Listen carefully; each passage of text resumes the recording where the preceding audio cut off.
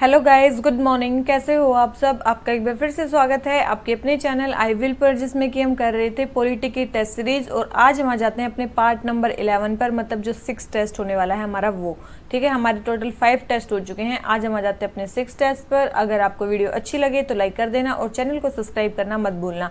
ठीक है, और इसके अलावा अगर आपको इसकी पीडीएफ चाहिए तो टोटल 100 क्वेश्चन डालने के बाद हमारे टेलीग्राम चैनल पर इसकी पीडीएफ हम डाल देंगे, तो आप हमारे टेलीग्राम चैनल को भी ज्वाइन कर सकते हो, जिसका लिंक आपको डिस्क्रिप्शन बॉक्स में मिल जाएगा।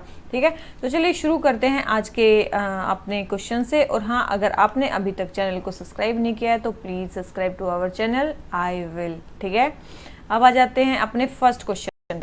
ठीक है, हमें फर्स्ट क्वेश्चन क्या बोलता है? Consider the following statement with reference to Bengal British India Society. Bengal British India Society के बारे में आपको बताना है कि कौन सी स्टेटमेंट सही है, कौन सी गलत है।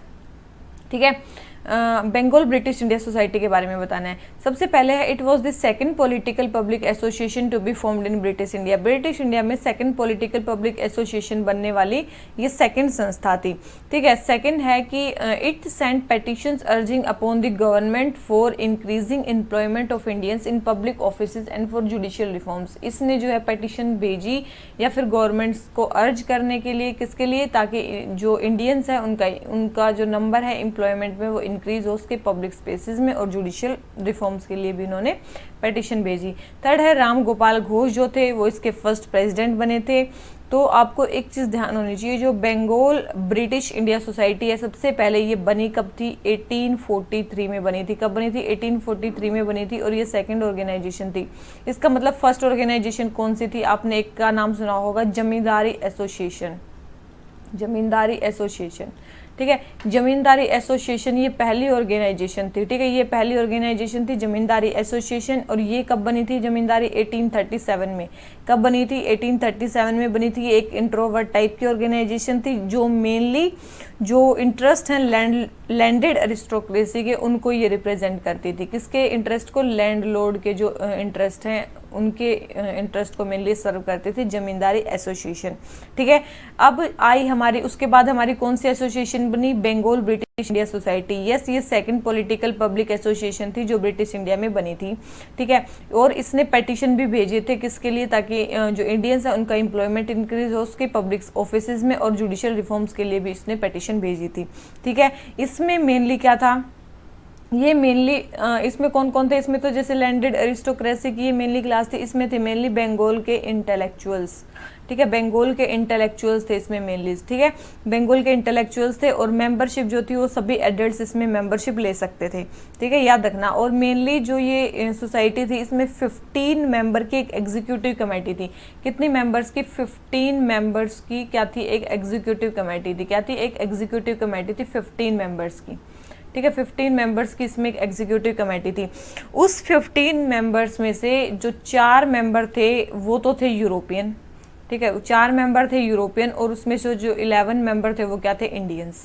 क्या थे? इंडियंस थे।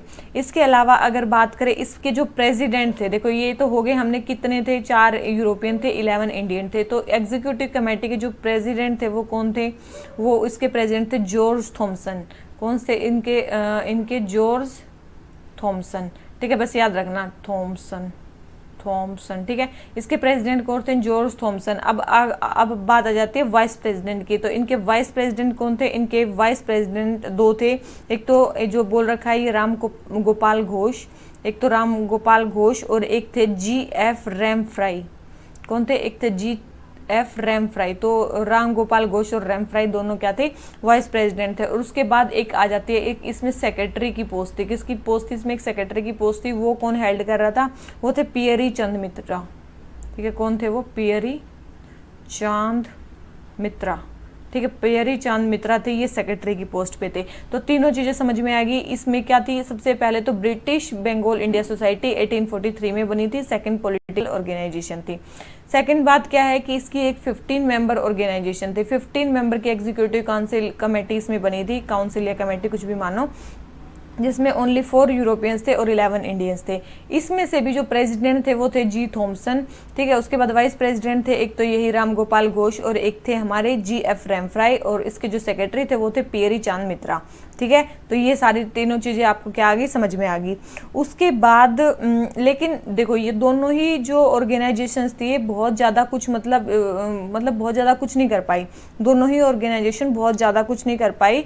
इसीलिए बाद में मतलब 1850 तक ये दोनों ही ऑर्गेनाइजेशन वीक पड़ गई थी। 1850 तक दोनों ही ऑर्गेनाइजेशन वीक पड़ गई थी। कौन कौन सी, जमींदारी एसोसिएशन भी और ये मतलब जमींदारी एसोसिएशन को इंग्लिश में बोलते हैं लैंडलॉर्ड सोसाइटी या लैंडलॉर्ड एसोसिएशन समथिंग, ठीक है।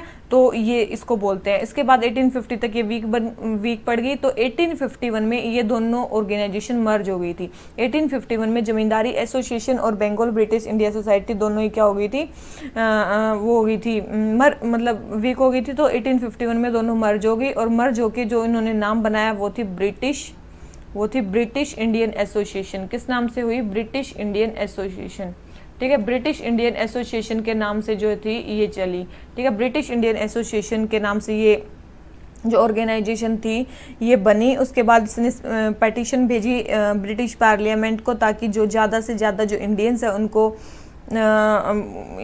जो भी है उसमें जो भी है मतलब एग्जीक्यूटिव काउंसिल में ज़्यादा से ज़्यादा मेंबर्स को इंक्लूड किया जा सके, ठीक है। मेनली ये थी। और भी इसने बहुत सारी चीज़ों के बारे में बोला, मतलब बहुत सारी इसने पेटिशन भेजी थी बहुत सारे कामों के लिए। जैसे कि एक तो उन्होंने बोला था कि एक तो सॉल्ट टैक्स जो है वो हट जाना चाहिए। सॉल्ट टैक्स जो आप लगा रहे हो, ड्यूटी लगवा रहे हो, ठीक है, और स्टैंप ड्यूटी जो लगा रहे हो, ये सारी आपकी ड्यूटी हटा दो। उसके बाद जो हायर ऑफिशियल्स हैं उनकी सैलरी आप रिड्यूस कर दो, इसके लिए भी उन्होंने पेटिशन भेजी थी। उसके बाद जो एग्जीक्यूटिव और जो जुडिशरी है उनके बीच में क्या होना चाहिए, सेपरेशन होनी चाहिए, उनकी सेपरेशन ऑफ पावर होनी चाहिए एग्जीक्यूटिव और जुडिशरी की, ठीक है। उसके बाद सेपरेट लेजिस्लेचर होना चाहिए पॉपुलर कलेक्टर का, मतलब एक ऐसा लेजिस्लेचर बनाओ जो पॉपुलर कलेक्टर मतलब जो इलेक्टेड हो पीपल से, ठीक है। तो ये कुछ थी मतलब इनकी डिमांड्स, तो कुछ एक्सेप्ट कर ली गई, कुछ नहीं एक्सेप्ट की गई, ठीक है। बस यही था, तो बस तो यही ध्यान रखना। तो यही हो गया हमारा क्वेश्चन। तो हमारा क्वेश्चन नंबर 1, तो हमारे ये राम गोपाल घोष प्रेसिडेंट नहीं थे, ये क्या थे, वाइस प्रेसिडेंट थे। तो ये स्टेटमेंट रॉन्ग होगी, तो थर्ड स्टेटमेंट रॉन्ग होगी और first and second statement correct है। तो आंसर हमारा क्या आ गया, डी, ठीक है। आंसर क्या आ गया हमारा, डी। अब आ जाते हैं किस पे, क्वेश्चन नंबर 2 पे, ठीक है। ये हो गया हमारा टोटल क्वेश्चन। आ जाते हैं क्वेश्चन नंबर 2 पे। सेकंड क्या बोलते हैं, हमें पार्टीशन ऑफ बंगाल के बारे में बताना है। किसने किया था, कर्जन ने किया था, ठीक है। लॉर्ड कर्जन ने किया था, किसने किया था, लॉर्ड कर्जन ने किया था हमारा पार्टीशन। उसके बारे में बताना है। सबसे पहले है the official reason given for the decision to partition Bengal was to contain the extremist revolutionary terrorism in eastern India. जो ऑफिशियल रीजन दिया गया था बंगाल के पार्टीशन के लिए, क्या वो ये दिया गया था कि एक्सट्रीमिस्ट रिवॉल्यूशनरी टेररिज्म को रोकने के लिए हम ऐसा कर रहे हैं, बिल्कुल भी नहीं। उन्होंने बोला था कि वो जो ईस्टर्न जो बंगाल है वो रीजन बहुत बड़ा है और वहाँ पे हम एडमिनिस्ट्रेशन नहीं कर पा रहे हैं, एडमिनिस्ट्रेटिव इनएफिशिएंसी हो रही है, इसीलिए उसको बांटना जरूरी है। ये रीजन नहीं दिया गया था कि एक्सट्रीमिस्ट रिवॉल्यूशनरी टेररिज्म को हम खत्म करेंगे, ऐसा क्यों देंगे वो रीजन, ठीक है। तो फर्स्ट स्टेटमेंट रॉन्ग होगी। सेकंड है, it was decided that Assam and Orissa would be clubbed with West Bengal. बोल रहे हैं कि इसने बोला कि देखो एक तो अब पार्टीशन कर दिया, एक बन गया ईस्ट बंगाल और एक बन गया वेस्ट बंगाल। अब जो वेस्ट बंगाल में कौन कौन से होंगे, जो वेस्टर्न पार्ट में है जैसे कि बिहार, उड़ीसा, किस में आएंगे, ये वेस्टर्न बंगाल में आएंगे। ईस्टर्न बंगाल में कौन आएगा, असम आएगा। इसने क्या बोल रखा है कि it was decided that Assam and Orissa would be clubbed with West Bengal. अब आप एक बात बताओ, वेस्ट बंगाल के साथ कौन सा था, बिहार और उड़ीसा थे। असम किस में था, ईस्ट बंगाल में था। तो ये स्टेटमेंट क्या होगी, वैसे ही रॉन्ग होगी, ठीक है। तो दोनों ही स्टेटमेंट रॉन्ग होगी, डी मतलब। तो आंसर क्या आ गया हमारा, डी, ठीक है। और जो ईस्टर्न बंगाल थी उसकी कैपिटल आपको पता है ये ढाका बना दी गई थी, और वेस्टर्न की कौन सी बना गई थी, कलकत्ता बना दी गई थी, ठीक है। और कर्जन कब से कब तक थे, ये थे 1899 से लेके 1905 तक थे, ठीक है। तो ये हो गया हमारा क्या, क्वेश्चन नंबर 2, आंसर हो गया डी। आ जाते हैं क्वेश्चन नंबर 3 पे। अब बोल रहा है कि which of the following statements are correct with reference to work done by Congress ministries after the provincial elections of 1937। 1937 के प्रोविंशियल इलेक्शंस के बाद क्या क्या काम किया कांग्रेस मिनिस्ट्रीज ने, ठीक है। उन्होंने क्या क्या काम किया, मेन चीज़ ये है कि उन्होंने क्या क्या काम किया, ठीक है। देख लेते हैं उन्होंने क्या क्या काम किया, ठीक है। बहुत सारे काम किए थे वैसे तो उन्होंने। देखो सबसे पहले है कि they repealed restrictions on press and radical organisation, बिल्कुल सही है, उन्होंने प्रेस पे और रेडिकल ऑर्गेनाइजेशंस पे रिस्ट्रिक्शन जो थी वो हटा दी थी। सेकंड है power of the police was curved, देखो पुलिस की पावर थी वो उन्होंने क्या कर दी थी, थोड़ी सी कंट्रोल कर दी थी। एंड पॉलिटिकल प्रिजनर जो थे बहुत सारे रिवोल्यूशनरी टेररिस्ट वो भी उन्होंने रिलीज कर दिए थे, बिल्कुल सही है। Third agrarian legislation was passed, agrarian legislation को पास किया गया था dealing with tenancy rights and other protection to the peasant debtor, बिल्कुल सही है। तीनों ही मतलब ये सारे ही रिफॉर्म्स जो थे कांग्रेस मिनिस्ट्री ने किए थे जब ये मिनिस्ट्री में आई थी, ठीक है। जब ये मिनिस्ट्री में आई तो कब कितने मंथ इन्होंने रूल किया था, 28 मंथ्स इन्होंने रूल किया था। कितने मंथ, 28 मंथ्स इन्होंने रूल किया था। और इन्होंने और क्या क्या काम किए थे, जैसे कि सिविल लिबर्टीज के बारे में बात करें हम, जैसे कि हम किसके बारे में बात करें, अगर हम सिविल लिबर्टीज के बारे में बात करें तो इन्होंने क्या क्या किया था, ये तो 3 चीज़ें की थी। उसके अलावा इन्होंने क्या किया था, इन्होंने किया था कि जो भी इमरजेंसी मतलब जो भी मतलब ऐसे लॉ जो इमरजेंसी वाली पावर देते हैं गवर्नमेंट को वो रिपील कर दिए थे उन्होंने, ठीक है। लॉ ऐसे जो किसकी पावर देते हैं इमरजेंसी की वो क्या कर दिए थे, रिपील के लिए मैं ऐसे कट मार देती हूँ, ठीक है, तो इन्हें हटा दिए थे। उसके बाद इलीगल जो ऑर्गेनाइजेशन थी, जो इलीगल ऑर्गेनाइजेशन थी वो भी इन्होंने क्या कर दी थी, बैन कर दी थी। इलीगल ऑर्गेनाइजेशन भी क्या कर दी थी, हटा दी थी या बैन कर दी थी। जैसे कि उसमें नाम है हिंदुस्तान सेवा दल, कौन सी है, एक तो है हिंदुस्तान सेवा दल का नाम आता है और एक नाम आता है यूथ लीग का। किसका नाम आता है, एक नाम आता है यूथ लीग का। तो ये दोनों ये ऑर्गेनाइजेशन इन्होंने हटा दी थी। उसके बाद इन्होंने क्या किया था, न्यूज़पेपर जो थे बहुत सारे न्यूज़पेपर वो ब्लैक लिस्ट में डाल रखे थे वो उन्होंने हटा दिए थे, ब्लैक लिस्ट थे, ठीक है। ब्लैक लिस्ट से न्यूज़पेपर को क्या कर दिया था, हटा दिया था, वो उसमें ले आए थे। उसके बाद जो गवर्नमेंट ने बॉम्बे में लैंड कॉन्फिस्केट कर रखी थी ड्यूरिंग सिविल डिसोबीडियंस मूवमेंट वो भी क्या की गई, रिस्टोर की गई, ठीक है। जो लैंड्स बॉम्बे में ली गई थी, जो लैंड्स बॉम्बे में क्या की गई थी, कॉन्फिस्केट की गई थी, उनको दोबारा क्या कर दिया गया, रिस्टोर कर दिया गया। उसके बाद जो भी सिविल डिसोबीडियंस मूवमेंट में जिन ऑफिशियल्स ने भाग लिया था उनकी पेंशन उन्होंने क्या कर दी थी, हटा दी थी ब्रिटिशर्स ने। तो उन्होंने उनकी पेंशन को भी क्या किया, रिस्टोर किया, उनको भी फिर से पेंशन मिलने लगी, ठीक है। ये तो किए उन्होंने क्या, सिविल लिबर्टीज में की, मतलब नॉर्मल इमरजेंसी वाले लॉ हटा दिए, इलीगल ऑर्गेनाइजेशन बैन कर दी, ब्लैक लिस्ट से न्यूज़पेपर्स को हटा दिया, लैंड जो कॉन्फिस्केट की थी वो वापस दे दी गई, सिविल डिसोबीडियंस मूवमेंट में जो ऑफिशियल्स लगे थे उनकी पेंशंस जो थी वो रिस्टोर कर दी गई, ठीक है। फिर आए हमारे क्या, एग्रेरियन रिफॉर्म्स के बारे में बहुत सारे काम किए इन्होंने एग्रेरियन रिफॉर्म्स के लिए, जैसे कि टेनेंसी राइट, ये वो बहुत कुछ किया। लेकिन एक्चुअल मतलब सब टेनेंट्स जो थे उनको बहुत ज़्यादा फायदा नहीं हुआ, बड़े बड़े टेनेंट्स को इससे फायदा हुआ, ठीक है। रीजन क्या हुआ इतना ज़्यादा, मतलब ये एग्रीकल्चर में नहीं कर पाए। सबसे पहले तो इनके पास टाइम बहुत कम था, ठीक है, सबसे पहले तो इनके पास टाइम बहुत कम था। एक उनके पास पावर कम थी, ठीक है, इनके पास पावर कम थी। तीसरा क्या था, इनके पास फाइनेंशियल रिसोर्सेज नहीं थे इतने ज़्यादा, ठीक है, इनके पास फाइनेंशियल रिसोर्सेज नहीं थे। चौथा था कि उस टाइम पे क्या था, वर्ल्ड वॉर सेकंड का टाइम चल रहा था, मतलब उस टाइम पे था कि वर्ल्ड वॉर शुरू होने वाला है, ये है वो है, तो यही था। और एक 5वीं चीज़ थी, एग्रेरियन स्ट्रक्चर काफ़ी ज़्यादा कॉम्प्लेक्स था, इसलिए भी वो बहुत ज़्यादा जो चीज़ें हैं वो नहीं कर पाए। और एक और चीज़, जो सेकंड चैम्बर था, मतलब जो लेजिस्लेटिव काउंसिल थी, जो सेकंड चैम्बर था उसका पार्लियामेंट का, उसमें मेनली कौन थे, लैंडलॉर्ड्स थे, उसमें कौन थे, मनी लैंडर्स थे, ठीक है, मनी लैंडर्स थे, लैंडलॉर्ड्स थे, उसमें कैपिटलिस्ट थे। तो वो तो इतने ज़्यादा एग्रेरियन रिफॉर्म्स चाहते नहीं थे, क्योंकि उनको तो प्रॉफिट हो ही रहा था, तो वो क्यों चाहेंगे, तो इसलिए भी उनके जो लॉज है वो पास नहीं हो पाए। इसीलिए जो एग्रेरियन रिफॉर्म्स हैं, जो ये कांग्रेस मिनिस्ट्री है, इतने ज़्यादा रिफॉर्म्स वहाँ पे नहीं ला पाई। अब लेबर के बारे में इन्होंने क्या क्या किया, अगर चलो एग्रेरियन में कर दिया, सिविल लिबर्टीज़ में कर दिया, तो क्या इन्होंने लेबर्स के लिए भी कुछ किया कांग्रेस मिनिस्ट्री ने, तो यस, इन्होंने लेबर्स के लिए भी काफ़ी कुछ किया, ठीक है, लेबर्स के लिए भी इन्होंने काफ़ी कुछ किया। लेबर्स के लिए इन्होंने क्या किया, सबसे पहले तो इन्होंने जो भी था, मतलब देखो, एक तो वहाँ पे उस टाइम पे क्या था, जो भी ट्रेड यूनियंस थी वहाँ पे प्रोटेस्ट चल रहे थे, तो इन्होंने उसको क्या किया, as a law and order problem समझा और उसको ख़त्म करने की कोशिश की, ठीक है। याद रखना, उन्होंने जो लॉ एंड ऑर्डर प्रॉब्लम थी किसकी, ट्रेड यूनियंस की, उसको मतलब ट्रेड यूनियंस वहाँ पे प्रोटेस्ट कर रही थी, ट्रेड यूनियंस, तो उन्होंने इनको लॉ एंड ऑर्डर की सिचुएशन से क्या किया, इनको दबाने की कोशिश की। मतलब ऐसे नेहरू लेकिन इस बात से अनहैप्पी थे, लेकिन बाहर उन्होंने मिनिस्ट्री का सपोर्ट किया ताकि लोग जो है उनको सपोर्ट करें, ठीक है। और सेक्शन 144 लगाया, उनको अरेस्ट भी किया गया, तो लॉ एंड ऑर्डर को उन्होंने ऐसे मेंटेन किया। मतलब लेबर्स को उन्होंने ऐसे किया, क्योंकि कैपिटलिस्ट के साथ थे ना थोड़े से मेन लिए। उसके बाद आ जाते हैं हमारी किसकी, सोशल रिफॉर्म्स के बारे में। इन्होंने सोशल वेलफेयर के लिए क्या क्या किया, देखो सोशल वेलफेयर के लिए उन्होंने क्या किया, सबसे पहले खादी को इंक्रीज किया। किसको इंक्रीज किया, खादी को इंक्रीज किया। उसके बाद इन्होंने primary, technical and higher education पे ध्यान दिया। किस पे, टेक्निकल एंड हायर एजुकेशन पे इन्होंने ध्यान दिया, ठीक है। किस पे, primary, technical and higher education पे इन्होंने ध्यान दिया, ठीक है। उसके बाद अगर हम बात करें, इन्होंने जैसे कि और भी बहुत सारे रिलीजियस, जैसे कि इन्होंने हरिजन्स के लिए काफ़ी काम किया। हरिजन्स के लिए क्या काम किया, जैसे कि इन्होंने टेम्पल एंट्री कर दी, ठीक है। पब्लिक जो फैसिलिटीज़ थी वहाँ पे स्कॉलरशिप ला दी, ठीक है। उसके बाद यहाँ पे गवर्नमेंट सर्विसेज में इनका नंबर इंक्रीज कर दिया। ऐसे हरिजन्स के लिए इन्होंने रिफॉर्म्स किए। उसके बाद इन्होंने प्रिजन रिफॉर्म्स पे ध्यान दिया। किस पे, प्रिजन रिफॉर्म्स पे इन्होंने ध्यान दिया।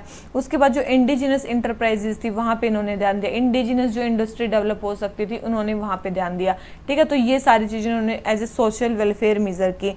इसके बाद अगर बात करें और इन्होंने क्या किया, और इन्होंने किया नेशनल प्लानिंग कमेटी। क्या, नेशनल प्लानिंग कमेटी जो थी वो सेटअप की गई।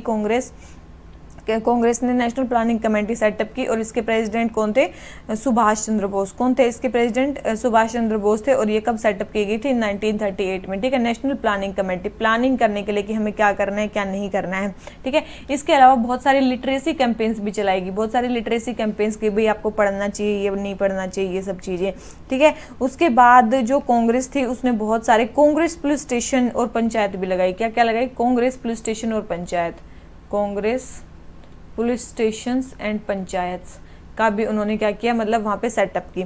उसके अलावा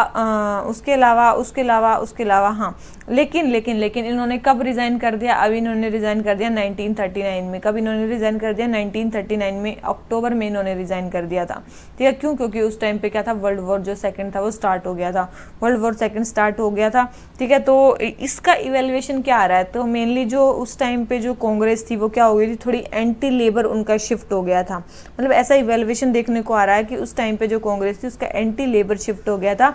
मेन क्यों, क्योंकि वो उनकी थोड़ी सी ज़्यादा फ्रेंडशिप किसके साथ थी, कैपिटलिस्ट के साथ थी। तो कुछ ये चीज़ ध्यान रखनी है आपको, ठीक है। इसके अलावा अगर और चीज़ें देखें इसके बारे में, क्या मुस्लिम लीग इनके कामों से खुश थी, देखो तो बिल्कुल भी नहीं, खुश नहीं थी। तो मुस्लिम लीग जो थी, ऑल इंडिया मुस्लिम लीग, वो कांग्रेस से एनॉयड थी, ठीक है। तो उन्होंने क्या किया, वो पावर शेयर नहीं कर रही थी, तो उन्होंने क्या बनाई, एक पीरपुर कमेटी बनाई। उन्होंने क्या बनाई, एक पीरपुर कमेटी बनाई। ध्यान रखना, ऑल इंडिया मुस्लिम लीग इनके कामों से खुश नहीं थी, उन्होंने एक पीरपुर कमेटी बनाई। किसके लिए, कब बनाई ये, 1938 में इन्होंने पीरपुर कमेटी बनाई, ऑल इंडिया मुस्लिम लीग ने। क्यों बनाई, ताकि जो भी एट्रोसिटीज, जो भी मतलब जो भी कांग्रेस जब पावर में आई, जब भी कांग्रेस पावर में आई, तो उन्होंने क्या क्या गलत काम किए, ठीक है, क्या क्या उन्होंने एट्रोसिटीज कमिट की, तो उसके लिए उन्होंने पीरपुर कमेटी बनाई कि इनके सारे काम उखाड़ के लाओ। इन्होंने क्या क्या किया अब तक, ठीक है। तो कमेटी जो थी, उन्होंने मतलब कमेटी ने काफ़ी ज़्यादा चार्जेस भी लगाए कांग्रेस पे, जैसे कि रिलीजियस राइट्स हैं उनके साथ आपने इंटरफेयर किया है, आपने हिंदी को ज़्यादा फेवर किया है एज़ कम्पेयर टू उर्दू, ठीक है। एज़ कम्पेयर टू उर्दू आपने हिंदी को फेवर किया। उसके बाद जो प्रॉपर रिप्रेजेंटेशन आपने नहीं दिया, मतलब मुस्लिम्स को प्रॉपर रिप्रेजेंटेशन नहीं दिया। उसके बाद जो मुस्लिम है उनको क्या किया गया, ओप्रेस किया गया, ठीक है। उनको हर चीज़ तो बुरी लग रही थी, ठीक है, कुछ अच्छा दिख नहीं रहा था। तो वही है, बस ये चीज़ ध्यान रखना, उनको हर चीज़ बुरी लग रही थी, और बस यही था। तो ये थी पीरपुर कमेटी। पीरपुर कमेटी कब बैठी थी और क्यों बैठी थी आपको पता चल गया। ये मतलब कांग्रेस की मिनिस्ट्री कैसे कैसे काम कर रही थी उसके लिए ये बैठी थी, ठीक है। उसके बाद गांधी जी की एडवाइस क्या थी ये चलाने के लिए, कि आप भाई सरकार बना रहे हो, मतलब पहले ही इन्होंने दी होगी ना, जब सरकार बनाने से पहले आप सरकार चला रहे हो तो आपकी अप्रोच कैसी होनी चाहिए। तो गांधी जी ने बोला था आपकी जो अप्रोच है वो क्या होनी चाहिए, फ्लेक्सिबल होनी चाहिए, ना कि टाइटली, मतलब टाइट अप्रोच आपकी नहीं होनी चाहिए। आपको कैसा एडमिनिस्ट्रेशन चलाना है, फ्लेक्सिबल एडमिनिस्ट्रेशन चलाना है, और ऐसा एडमिनिस्ट्रेशन चलाना है जैसा गवर्नमेंट, जो ब्रिटिश गवर्नमेंट है वो इंटेंड ना कर रही हो, ठीक है। जो ब्रिटिश गवर्नमेंट जैसा इंटेंड ना कर रही हो वैसा आपको एडमिनिस्ट्रेशन चलाना है, और फ्लेक्सिबल एडमिनिस्ट्रेशन चलाना है, ये गांधी जी ने बोला था, ठीक है। तो नेशनल प्लानिंग कमेटी प्रेसिडेंट कौन थे, कब बनी थी, ठीक है। तो ये सारी चीज़ें आपकी हो गई हैं, ठीक है। तो अब ये हमारा क्वेश्चन भी जो हो गया वो कंप्लीट हो गया। क्वेश्चन नंबर 3 आंसर आ गया बी, ठीक है। आ जाते हैं किस पे, क्वेश्चन नंबर 4 पे। अब आ जाते हैं क्वेश्चन नंबर 4, क्या बोल रहा है हमें, सर्विस वोटर्स के बारे में बताना है। सर्विस वोटर्स के बारे में बताना है। सबसे पहले है they can cast their votes either through postal ballot और through proxy voters appointed for him. देखो जो ये हैं ये अपने बिल्कुल सही बोल रहे हैं कि पोस्टल बैलेट से भी अपने वोट्स कास्ट कर सकते हैं और प्रॉक्सी वोटर से भी कर सकते हैं। सेकंड है the family of service voter are deemed to be, देखो फैमिली में बोल रहे हैं चिल्ड्रन भी इंक्लूड होने चाहिए, तो याद रखना सर्विस वोटर्स में जो फैमिली है उसमें केवल और केवल जो स्पाउस है वही ऐड होती है, मतलब जो वाइफ होती है केवल वही ऐड होती है, बच्चे उसमें ऐड नहीं होते हैं। तो ये सेकंड स्टेटमेंट रॉन्ग हो जाती है, फर्स्ट स्टेटमेंट करेक्ट है, तो आंसर हमारा क्या हो गया ए। ठीक है, आंसर क्या हो गया ए। तो बस ये ध्यान रखनी है, बच्चे केवल वाइफ उसमें जो रिसाइड कर रही होती है हस्बैंड के साथ केवल वही सर्विस मतलब सर्विस में मानी जाती है, बच्चे नहीं माने जाते हैं।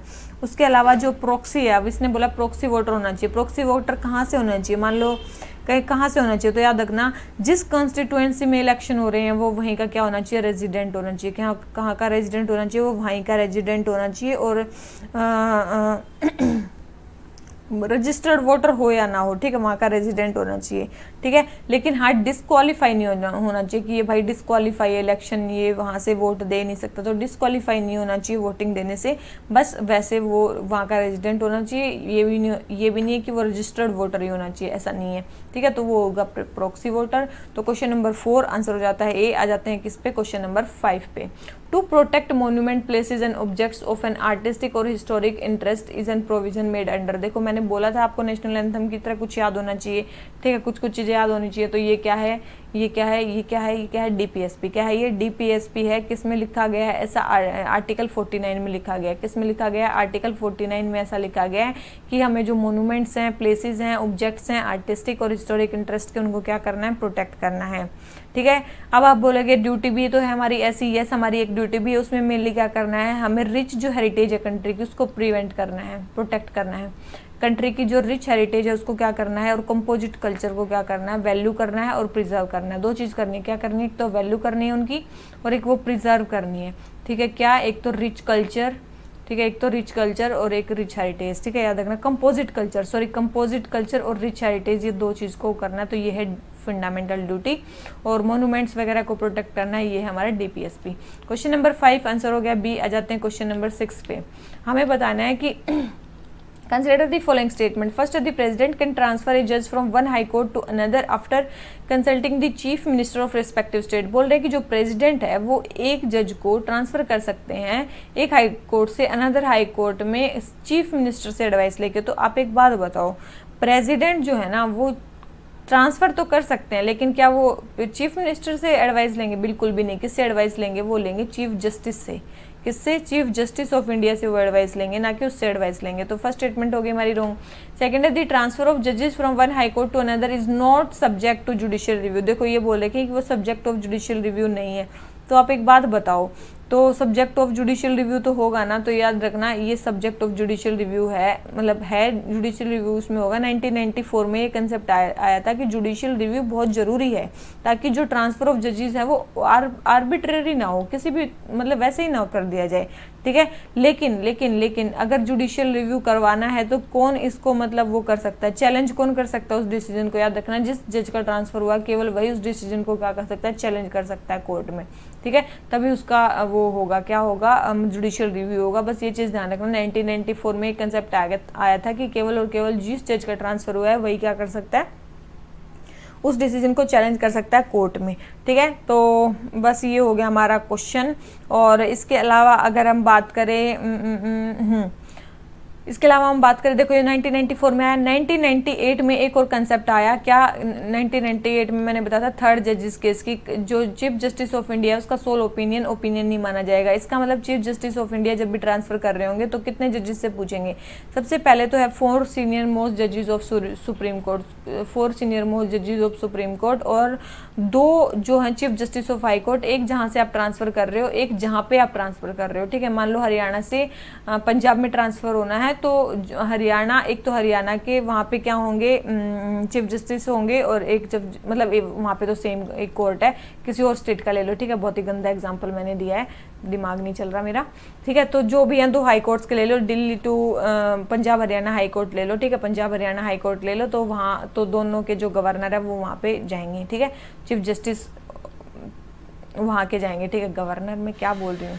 ठीक है, फिर से बोलती हूँ मैं, चीफ जस्टिस ऑफ इंडिया जो है वो किससे कंसल्ट करेंगे? 4 सीनियर मोस्ट जज जो होते हैं सुप्रीम कोर्ट के उनसे, और 2 जो चीफ जस्टिस होते हैं हाई कोर्ट के, एक जिस स्टेट में वो जा रहे हैं, एक जिस स्टेट से वो आ रहे हैं, ठीक है, तो उनसे मेनली उनको कंसल्ट करना पड़ेगा, ठीक है। तो ये है मेन हमारा थर्ड जजेस केस में बताया था कि सोल कंसल्टेशन उनकी कंसल्टेशन नहीं मानी जाएगी, तो हमने कंसल्टेशन देख लिया किससे कंसल्ट करना है। तो क्वेश्चन नंबर 6 दोनों ही स्टेटमेंट हमारी रॉन्ग है, तो इसका आंसर हमारा क्या हो जाता है डी, ठीक है, इसका आंसर हमारा क्या हो जाता है डी। उसके बाद आ जाते हैं किस पे, क्वेश्चन नंबर 7 पे। क्वेश्चन नंबर 7 हमें क्या बोलता है, which among the following are part of specific instructions mentioned in Gandhi ji speech during the launch of Quit India movement of 8 अगस्त 1942। 8 अगस्त 1942 को क्विट इंडिया मूवमेंट के स्पीच में गांधी जी ने क्या क्या इंस्ट्रक्शन दिए थे वो हमें बताने हैं।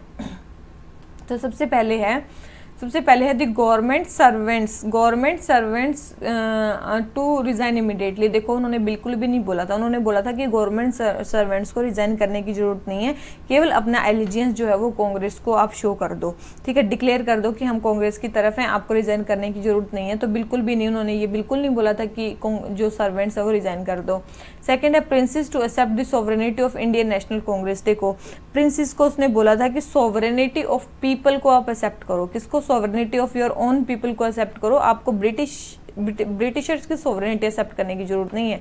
तो सेकंड स्टेटमेंट भी रॉन्ग हुई। थर्ड है students to give up studies if they can remain firm till independence. ये स्टेटमेंट बिल्कुल सही है, उन्होंने स्टूडेंट्स को जरूर बोला था कि आप अपनी स्टडीज छोड़ सकते हो जब तक कि देश आज़ाद नहीं हो जाता, ये उन्होंने बोला था, ठीक है। और सोल्जर्स को भी उन्होंने ये बोला था कि आप अपनी पोस्ट को मत छोड़ो, आप क्या करो, फायर करने से मना कर दो कि हम अपने लोगों पर फायर नहीं करेंगे, ठीक है, ये चीज़ ध्यान रखना है। उसके अलावा ठीक है, तो मतलब सोल्जर्स को भी उन्होंने वो नहीं कर बोला कि आप अपनी जॉब छोड़ दो, सोल्जर्स को भी नहीं बोला, केवल बोला कि आप अपने लोगों पे गोली मत चलाना, ठीक है। और प्रिंसली स्टेट्स जो है, प्रिंसली स्टेट्स वालों को क्या बोला, प्रिंसली स्टेट्स वालों को बोला कि प्रिंसली स्टेट्स वाले जो लोग हैं उनको बोला कि आप इंडियन नेशन की तरफ अपना जो है वो बोलो कि हम किसका पार्ट है, इंडियन नेशन का पार्ट है, ठीक है, आप उसकी तरफ एलिजियंस शो करो। और फिर मतलब लोगों को बोला कि आप जो जमींदार को टैक्स देते हो तो उसमें 2 कंडीशन है। अगर जमींदार ये कहता है कि मैं एंटी गवर्नमेंट हूँ, अगर जमींदार बोलता है कि मैं एंटी गवर्नमेंट हूँ तो ही उसको मतलब टैक्स दो या म्यूचुअली एग्रीड टैक्स दो। अगर वो बोलता है मैं प्रो गवर्नमेंट हूँ, ठीक है, अगर मैं ब्रिटिशर्स की तरफ हूँ, अगर ये बोलता है तो उसको टैक्स मत दो, ठीक है, उन्होंने ये बोला, वो पीजेंट्स को उन्होंने ये बोला, ठीक है। उसके बाद जो ये रिजोल्यूशन था, चलो ये हो गया हमारी क्या क्या उन्होंने बोला क्या नहीं बोला, स्पीच में क्या क्या बोला, ठीक है। अब जो ये रिजोल्यूशन था ये आया कब था, रिजोल्यूशन 1942 में आया था, जुलाई 1942 में, ठीक है। प्रपोज किसने किया था, ये जवाहरलाल नेहरू जी ने इसको प्रपोज किया था। सेकेंडर कौन थे इसके, सरदार वल्लभ भाई पटेल, ठीक है, सरदार वल्लभ भाई पटेल, जवाहरलाल नेहरू इसके प्रपोजर्स थे, ठीक है। उसके बाद रेक्टिफाई जो हुआ था ये कब हुआ था, याद रखना, रेक्टिफाई हुआ था ये 8 अगस्त 1942 को। कब हुआ था, 8 अगस्त 1942 को ये हुआ था क्या, रेक्टिफाई। उसके बाद गांधी जी इसके मेन लीडर माने गए थे, ठीक है। और इन्होंने क्या बोला था कि ब्रिटिश जो रूल है वो इमीडिएटली एंड होना चाहिए, ठीक है, और फ्री इंडिया होना चाहिए, ठीक है, ताकि जो भी फासिज्म और इम्पेरियलिज्म की जो ये आपकी स्ट्रेटजी चल रही है वो हम उससे फ्री होना चाहते हैं, ठीक है। और ब्रिटिश विड्रॉल के बाद हम क्या बनाएंगे, प्रोविजनल गवर्नमेंट बनाएंगे और जो भी ब्रिटिश रूल है उसके अगेंस्ट सेक्शंस जो है वो लगने चाहिए, मतलब सिविल डिसोबीडियंस हम फॉलो करेंगे। तो ये था मेन क्विट इंडिया का मेन पार्ट। तो question number 7 first second wrong है, थर्ड केवल करेक्ट है, तो आंसर क्या आ गया, डी, ठीक है। तो क्या क्या आया था, कब आया था, क्या क्या बोला था गांधी जी ने, सब पता चल गया है। आ जाते हैं 8th पे, vacancy in president's office. Vacancy in president office के बारे में हमें बताना। देखो इसमें मैं आपको पहले बता देती हूँ तो आपको जल्दी से क्वेश्चन ही समझ में आ जाएगा, ठीक है। सबसे पहले है, देखो सबसे पहले है 2 चीजें हैं। सबसे पहले वैकेंसी होगी, ठीक है, सबसे पहले तो वैकेंसी है। अब वैकेंसी किस कारण से हो सकती है, मान लो कि उस पोस्ट पे वैकेंसी किस कारण से हो सकती है, प्रेसिडेंट की, ठीक है, 1 सेकेंड,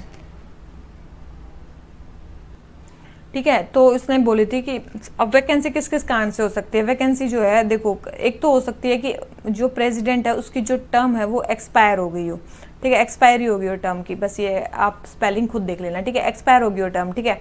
सेकंड है कि उन्होंने रिजाइन कर दिया हो, ठीक है। तीसरा है कि उनका इम्पीचमेंट हो गया हो, ठीक है, तो वो टर्म वैकेंट हो सकती है। उसके बाद है या फिर उनकी डेथ हो गई हो, ठीक है, या फिर हो सकता है कि क्या हो कोई अदर रीज़न हो, क्या हो कोई अदर रीज़न हो, ठीक है, मतलब डिस्क्वालिफिकेशन वगैरह का कोई रीज़न हो।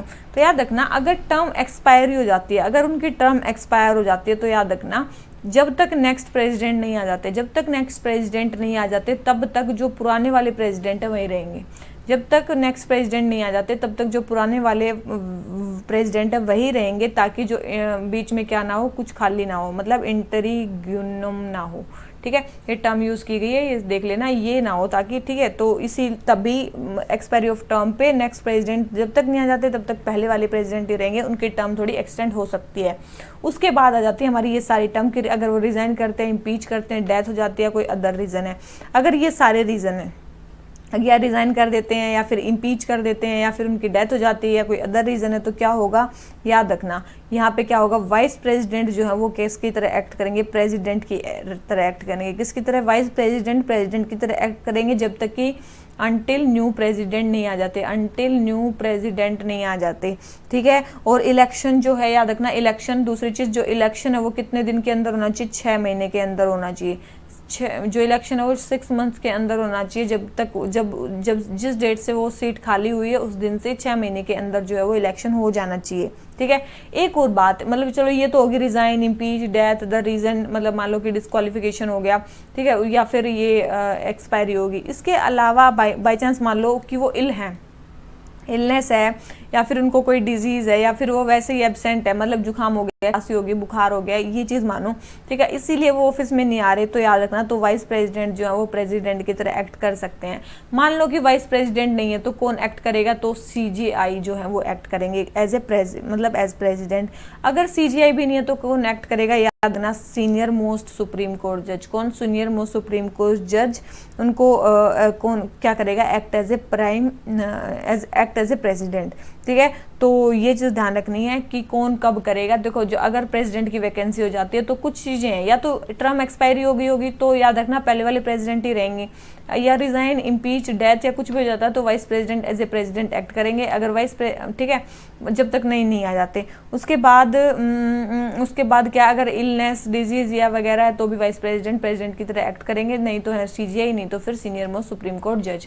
तो अब आ जाते हैं किस पे, क्वेश्चन नंबर हम अपने पे। ठीक है, वैकेंसी हो गई। अब देख लेते हैं सबसे पहले, when the vacancy is caused bye expiry of the term the sitting president the vice president discharge the function of president। अभी बताया जब एक्सपायरी होती है तो पहले वाले प्रेसिडेंट ही रहते हैं, तो फर्स्ट स्टेटमेंट रॉन्ग होगी। सेकंड है, when the vacancy is caused by the resignation और रिमूवल। अभी देखा, newly elected president remain in office for the reminder of the period for which presider would have continued. ऐसा नहीं है, ऐसा तो पहले वाले में था, क्योंकि यहाँ पे कौन एक्ट करेंगे, as a vice president act करेंगे। थर्ड है, when the sitting president is unable to discharge his function due to any reason the office of vice president and chief justice of India are vacant. देखो, अभी बोला कि अगर sitting president नहीं है, फिर वाइस प्रेसिडेंट भी नहीं है, चीफ जस्टिस ऑफ इंडिया भी नहीं है, तो बोल रहे हैं कि the parliament appoints an acting president. तो इसने बोला है कि जो पार्लियामेंट है वो क्या करेगी, एक्टिंग प्रेसिडेंट को क्या करेगी, वो चुनेगी। तो अभी मैंने बताया क्या बताया कि जो सीनियर मोस्ट जज हैं सुप्रीम कोर्ट के, वही क्या करेंगे, इसको प्रिसाइड करेंगे, ना कि कोई पार्लियामेंट किसी एक्टिंग प्रेसिडेंट को बनाएंगी, ऐसा नहीं है। तो ये स्टेटमेंट भी क्या होगी, रॉन्ग होगी। हमने सारी चीज़ें देख ली, तो इसका तो आंसर क्या आ गया हमारा डी। ठीक है, इसका आंसर क्या आ गया हमारा डी। कोई भी स्टेटमेंट इसमें सही नहीं दे रखी, तो हमारा क्वेश्चन नंबर 8 आंसर हो जाता है डी। आ जाते हैं अपने नेक्स्ट क्वेश्चन पे। समझ में आ गया होगा शायद आपको, अब नहीं आया होगा तो मुझे नहीं पता। आ जाते हैं क्वेश्चन नंबर 9 पे। Who among the following does not participate in election of president. President के इलेक्शन में कौन पार्टिसिपेट नहीं करता है। ठीक है, who among the following does not participate in election of president. ठीक है, इलेक्शन ऑफ प्रेसिडेंट में कौन पार्टिसिपेट नहीं करता है। सबसे पहले elected members of legislative assembly of UTs of. देखो, सबसे पहले तो इलेक्शन ऑफ प्रेसिडेंट में देखो कौन पार्टिसिपेट नहीं करता है, तो करता कौन है। देखो याद रखना, जितने भी इलेक्टेड मेंबर्स हैं सब पार्टिसिपेट करते हैं। ठीक है, नॉमिनेटेड पार्टिसिपेट नहीं करते हैं। सबसे पहले तो इलेक्टेड मेंबर्स लेजिस्लेटिव असेंबलीज के पार्टिसिपेट करते हैं। नॉमिनेटेड मेंबर्स अभी बताया नहीं करते, नॉमिनेटेड मेंबर्स नहीं करते। Elected members of state legislative council. देखो, काउंसिल के तो चाहे इलेक्टेड हो और चाहे नॉमिनेटेड हो, कोई भी पार्टिसिपेट नहीं करता है। बस ये चीज़ ध्यान रखना, लेजिस्लेटिव काउंसिल के चाहे इलेक्टेड मेंबर हो चाहे नॉमिनेटेड मेंबर हो, कोई पार्टिसिपेट नहीं करता है। केवल और केवल इलेक्टेड मेंबर जो है वो इसके इलेक्शन में पार्टिसिपेट करते हैं। तो क्वेश्चन नंबर 9 इसका आंसर हमारा क्या हो जाता है। तो फोर्थ स्टेटमेंट भी रॉन्ग होगी, तो फर्स्ट ही करेक्ट है, second, third and fourth participate नहीं करते हैं। तो इसका आंसर हमारा क्या हो गया, सी। ठीक है, इसका आंसर हमारा क्या हो गया, सी, कि ये सारे जो है वो पार्टिसिपेट नहीं करते हैं 2, 3 एंड 4। ठीक है, तो अब आ जाते हैं किस पे, क्वेश्चन नंबर नेक्स्ट पे। यही बनाते हैं इसका इलेक्टोरल कॉलेज, जितने भी इलेक्टेड मेंबर्स होते हैं पार्लियामेंट के और स्टेट लेजिस्लेचर के। आ जाते हैं क्वेश्चन नंबर 10 पे। क्वेश्चन नंबर 10 हमें क्या बोलता है, लैंग्वेज ऑफ कोर्ट्स के बारे में। देखो मैं बता चुकी हूँ कोर्ट्स की लैंग्वेज क्या होगी। The parliament has not made any provision for the use of Hindi in supreme court, मैंने ये बताया था बिल्कुल, इसलिए वहाँ पे केवल और केवल इंग्लिश यूज होती है। सेकेंड है कि the governor of a state without any consent और approval of president can authorise the use of Hindi और any other official language of the state in proceedings of the high court of state. मैंने बताया था governor president से पूछ के ही हिंदी को use करवा सकता है, बिना पूछे नहीं करवा सकता। तो ये स्टेटमेंट क्या होगी, रॉन्ग होगी। Second statement wrong, first statement correct, तो आंसर क्या आ गया ए। और आपको पता है जैसे कि आपने लेक्चर्स देख लिए, आप यहाँ तक आए हो तो आपको पता होगा, मैं दोबारा रिपीट नहीं करती हूँ, सारी लैंग्वेजेस के बारे में मैंने बता दिया था। ठीक है, तो ये क्वेश्चन भी हो गया हमारा complete. Question number 10 answer A. आ जाते हैं किस पे, क्वेश्चन नंबर 11 पे। क्वेश्चन नंबर 11 क्या बोलता है, कोडेक्स एलिमेंट्रियासिस कमीशन के बारे में बात करनी है। किसके बारे में बात करनी है, कोडेक्स एलिमेंट्रियासिस कमीशन के बारे में बात करनी है। सबसे पहले तो ये किसका इनिशिएटिव है, food agriculture organisation and world health organisation का। किसका, food agriculture organisation and world health organisation का ये इनिशिएटिव है। क्या, कोडेक्स एलिमेंट्रियासिस कमीशन। ठीक है, कोडेक्स एलिमेंट्रियासिस कमीशन। इसके अलावा आपको एक चीज़ पता होनी चाहिए, क्या है, इंटरनेशनल फूड स्टैंडर्ड बॉडी है। क्या है, इंटरनेशनल फूड स्टैंडर्ड बॉडी है। इंटरनेशनल क्या है, फूड स्टैंडर्ड बॉडी है ये। ठीक है, क्या है ये, इंटरनेशनल फूड स्टैंडर्ड बॉडी है। ठीक है, इसके अलावा अगर हम बात करें ये कब बनी है, ये बनी थी 1963 में। ठीक है, कितने मेंबर्स हैं इसमें, 189 मेंबर्स हैं। ठीक है, एक यूरोपियन यूनियन भी है साथ में। क्या इंडिया मेंबर है, यस इंडिया मेंबर है। इंडिया मेंबर कब बना था, इंडिया बना था 1964 में। इंडिया मेंबर कब बना था, 1964 में इंडिया मेंबर बना था। इसके अलावा अगर हम बात करें इसका सेक्रेटरीट कहाँ पे है, रोम में। ठीक है, इसका सेक्रेटरीट कहाँ पे है, रोम में है। उसके अलावा कुछ बात करें, मेनली क्या स्टैंडर्ड, अगर ये क्या है, फूड के स्टैंडर्ड सेट करती है, तो आपको पता चलना चाहिए कि ये कंज्यूमर्स की जो हेल्थ है उसको प्रोटेक्ट करने के लिए काम करती है।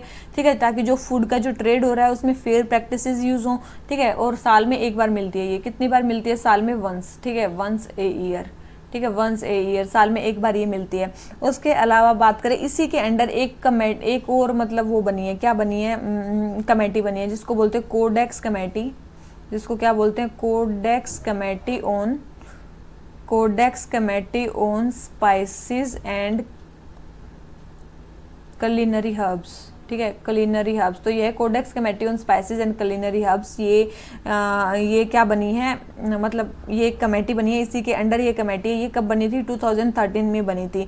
ठीक है, ताकि वर्ल्ड वाइड जो स्टैंडर्ड्स हैं स्पाइसेस के और culinary हर्ब्स के, वो क्या किए जा सकें, इंक्रीज किए जा सकें, इलेबोरेट किए जा सकें।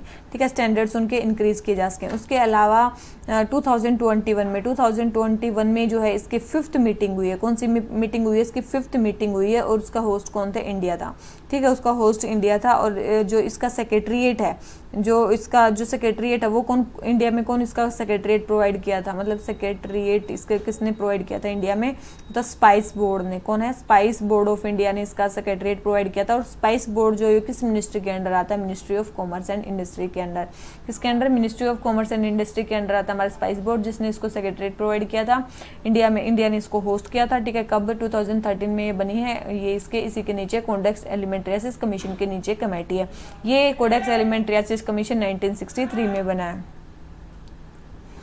फिर है कि ये क्या है, international fund for agriculture development. देखो ये भी एग्रीकल्चर से रिलेटेड एक इंपॉर्टेंट ऑर्गेनाइजेशन, यूएन की स्पेशलाइज्ड एजेंसी है। क्या है, यूएन की स्पेशलाइज्ड एजेंसी है, सिक्योरिटी एजेंसी मत मानना। ठीक है, ये स्पेशलाइज्ड एजेंसी है, इंटरनेशनल फाइनेंशियल इंस्टीट्यूशन है जो फाइनेंस प्रोवाइड करती है, इसलिए तो इसका नाम है international fund for agriculture development. Mainly क्या करती है ये, मेनली किसके लिए काम करती है, पोवर्टी एंड हंगर को मिटाने के लिए। पोवर्टी एंड हंगर को मिटाने के लिए डेवलपिंग कंट्रीज में ये फाइनेंस प्रोवाइड करती है।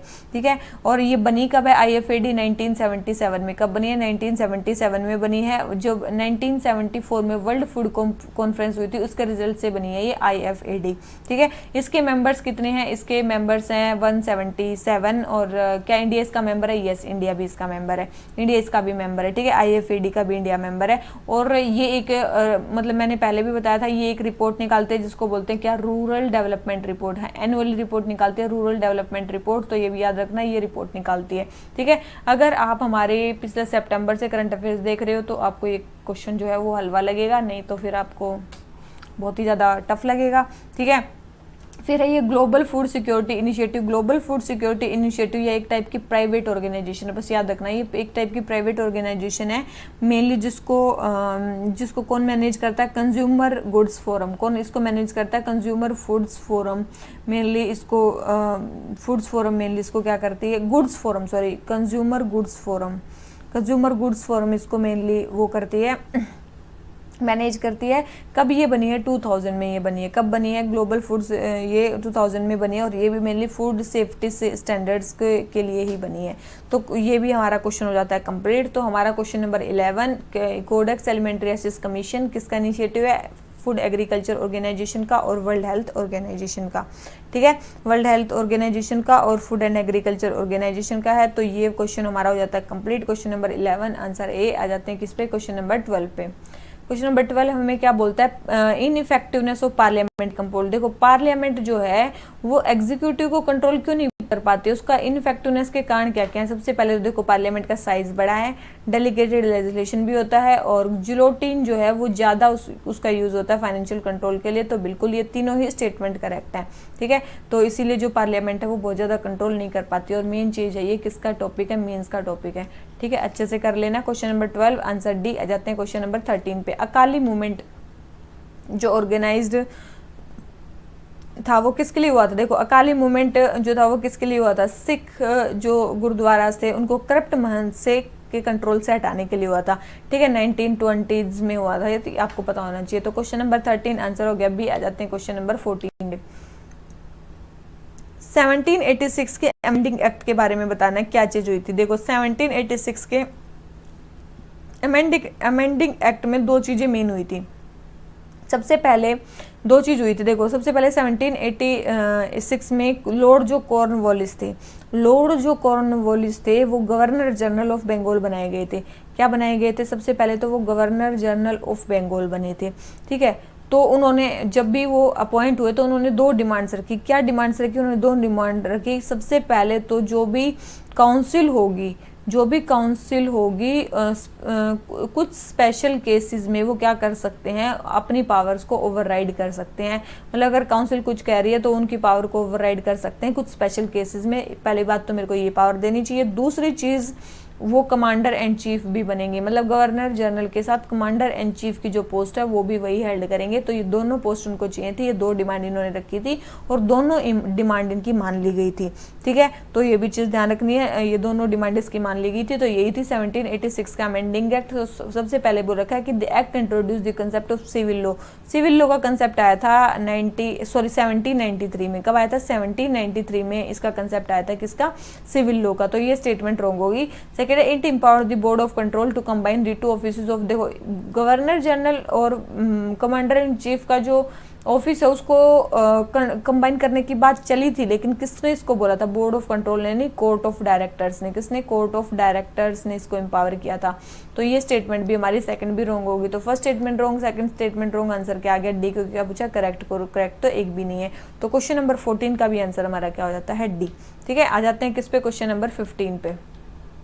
15 हमें क्या बोलता है, Indian national association, Bengali newspaper, Indian national liberal foundation के बारे में बताना है कि कौन सा किसने क्या कब किया है। तो देखो सुरेंद्र नाथ बनर्जी जो है वो किससे एसोसिएटेड है, याद रखना सुरेंद्र नाथ बनर्जी सबसे एसोसिएटेड है। ठीक है, सबसे एसोसिएटेड है। इंडियन नेशनल एसोसिएशन ये कब बनी थी, 1876 में बनी थी। ठीक है, 1876 में इन्होंने आनंद मोहन बोस के साथ मिलकर बनाई थी इंडियन नेशनल एसोसिएशन। ठीक है, उसके बाद आया हमारा बंगाली न्यूज़पेपर। इसके कारण तो ये इम्प्रिजनमेंट भी हुआ था इनका 1883 में। ठीक है, इम्प्रिजन पहले जर्नलिस्ट जिनको मतलब जेल हुई थी। फिर है Indian national liberal foundation. Indian national liberal foundation बनाई थी 1919 में इन्होंने। ठीक है, 1919 में इन्होंने बनाई थी और कई सारे मेंबर्स के साथ मिलकर बनाई थी, जैसे कि तेज बहादुर सप्रू, ठीक है, VS श्रीनिवास शास्त्री, ठीक है, और उसके बाद है MR जयाकर। तो ये सारे ये मेंबर्स थे जिनके साथ मिलकर इन्होंने बनाई थी क्या, इंडियन नेशनल लिबरल फेडरेशन। तो तीनों ही स्टेटमेंट इसकी हमारी करेक्ट है। तो 15 का आंसर हमारा क्या हो गया, डी। ठीक है, 15 का आंसर हमारा क्या हो गया, डी। अब आ जाते हैं किस पे, क्वेश्चन नंबर 16 पे। सुरेंद्र नाथ बनर्जी सबके साथ एसोसिएटेड थे। कौन सा न्यूज़पेपर किसने लिखा? देखो ये जो क्वेश्चंस है ना आपको बिल्कुल हलवा लग रहे हैं, लेकिन हलवा है नहीं। आपको याद है तो आप कर पाओगे, नहीं तो नहीं कर पाओगे। सबसे पहले कौन से पर्सन एसोसिएटेड है? क्या हिताब्दी से गांधी जी एसोसिएटेड हैं? तो आपको एक चीज़ पता होनी चाहिए, बिल्कुल भी ये इससे एसोसिएटेड नहीं है। गांधी जी हिताब्दी से एसोसिएटेड नहीं है। हिताब्दी से एक ये बंगाली वीकली थी। क्या थी ये? सबसे पहले तो हिताब्दी थी एक बंगाली वीकली, ठीक है। क्या थी? एक बंगाली वीकली थी और मेनली द्विजेंद्र नाथ टैगोर इनके साथ एसोसिएटेड थे, ठीक है। और फर्स्ट एडिटर इसके कौन थे? कृष्णा कमल भट्टाचार्य। कौन थे? कृष्णा कमल भट्टाचार्य इसके पहले क्या थे? एडिटर थे, ठीक है, पहले एडिटर थे। तो फर्स्ट स्टेटमेंट तो होगी रॉन्ग। सेकंड है संजीवनी के साथ के मित्रा एसोसिएटेड थे और बंगाली के साथ गिरीश चंद्र घोष भी एसोसिएटेड थे। तो दोनों ही स्टेटमेंट करेक्ट है, तो आंसर हमारा क्या हो गया? बी, ठीक है। तो ये चीज़ याद रखनी है, संजीवनी हमारा बंगाली न्यूज़पेपर था और जो बंगाली था ये इंग्लिश न्यूज़पेपर था, ठीक है। तो हमारा ये क्वेश्चन हो जाता है complete. Question number 16 answer B. आ जाते हैं किस पे? क्वेश्चन नंबर 17 पे। हमें चार्टर एक्ट 1853 के बारे में बात करनी है। किसके बारे में? चार्टर एक्ट 1853, ठीक है, देख लेते हैं।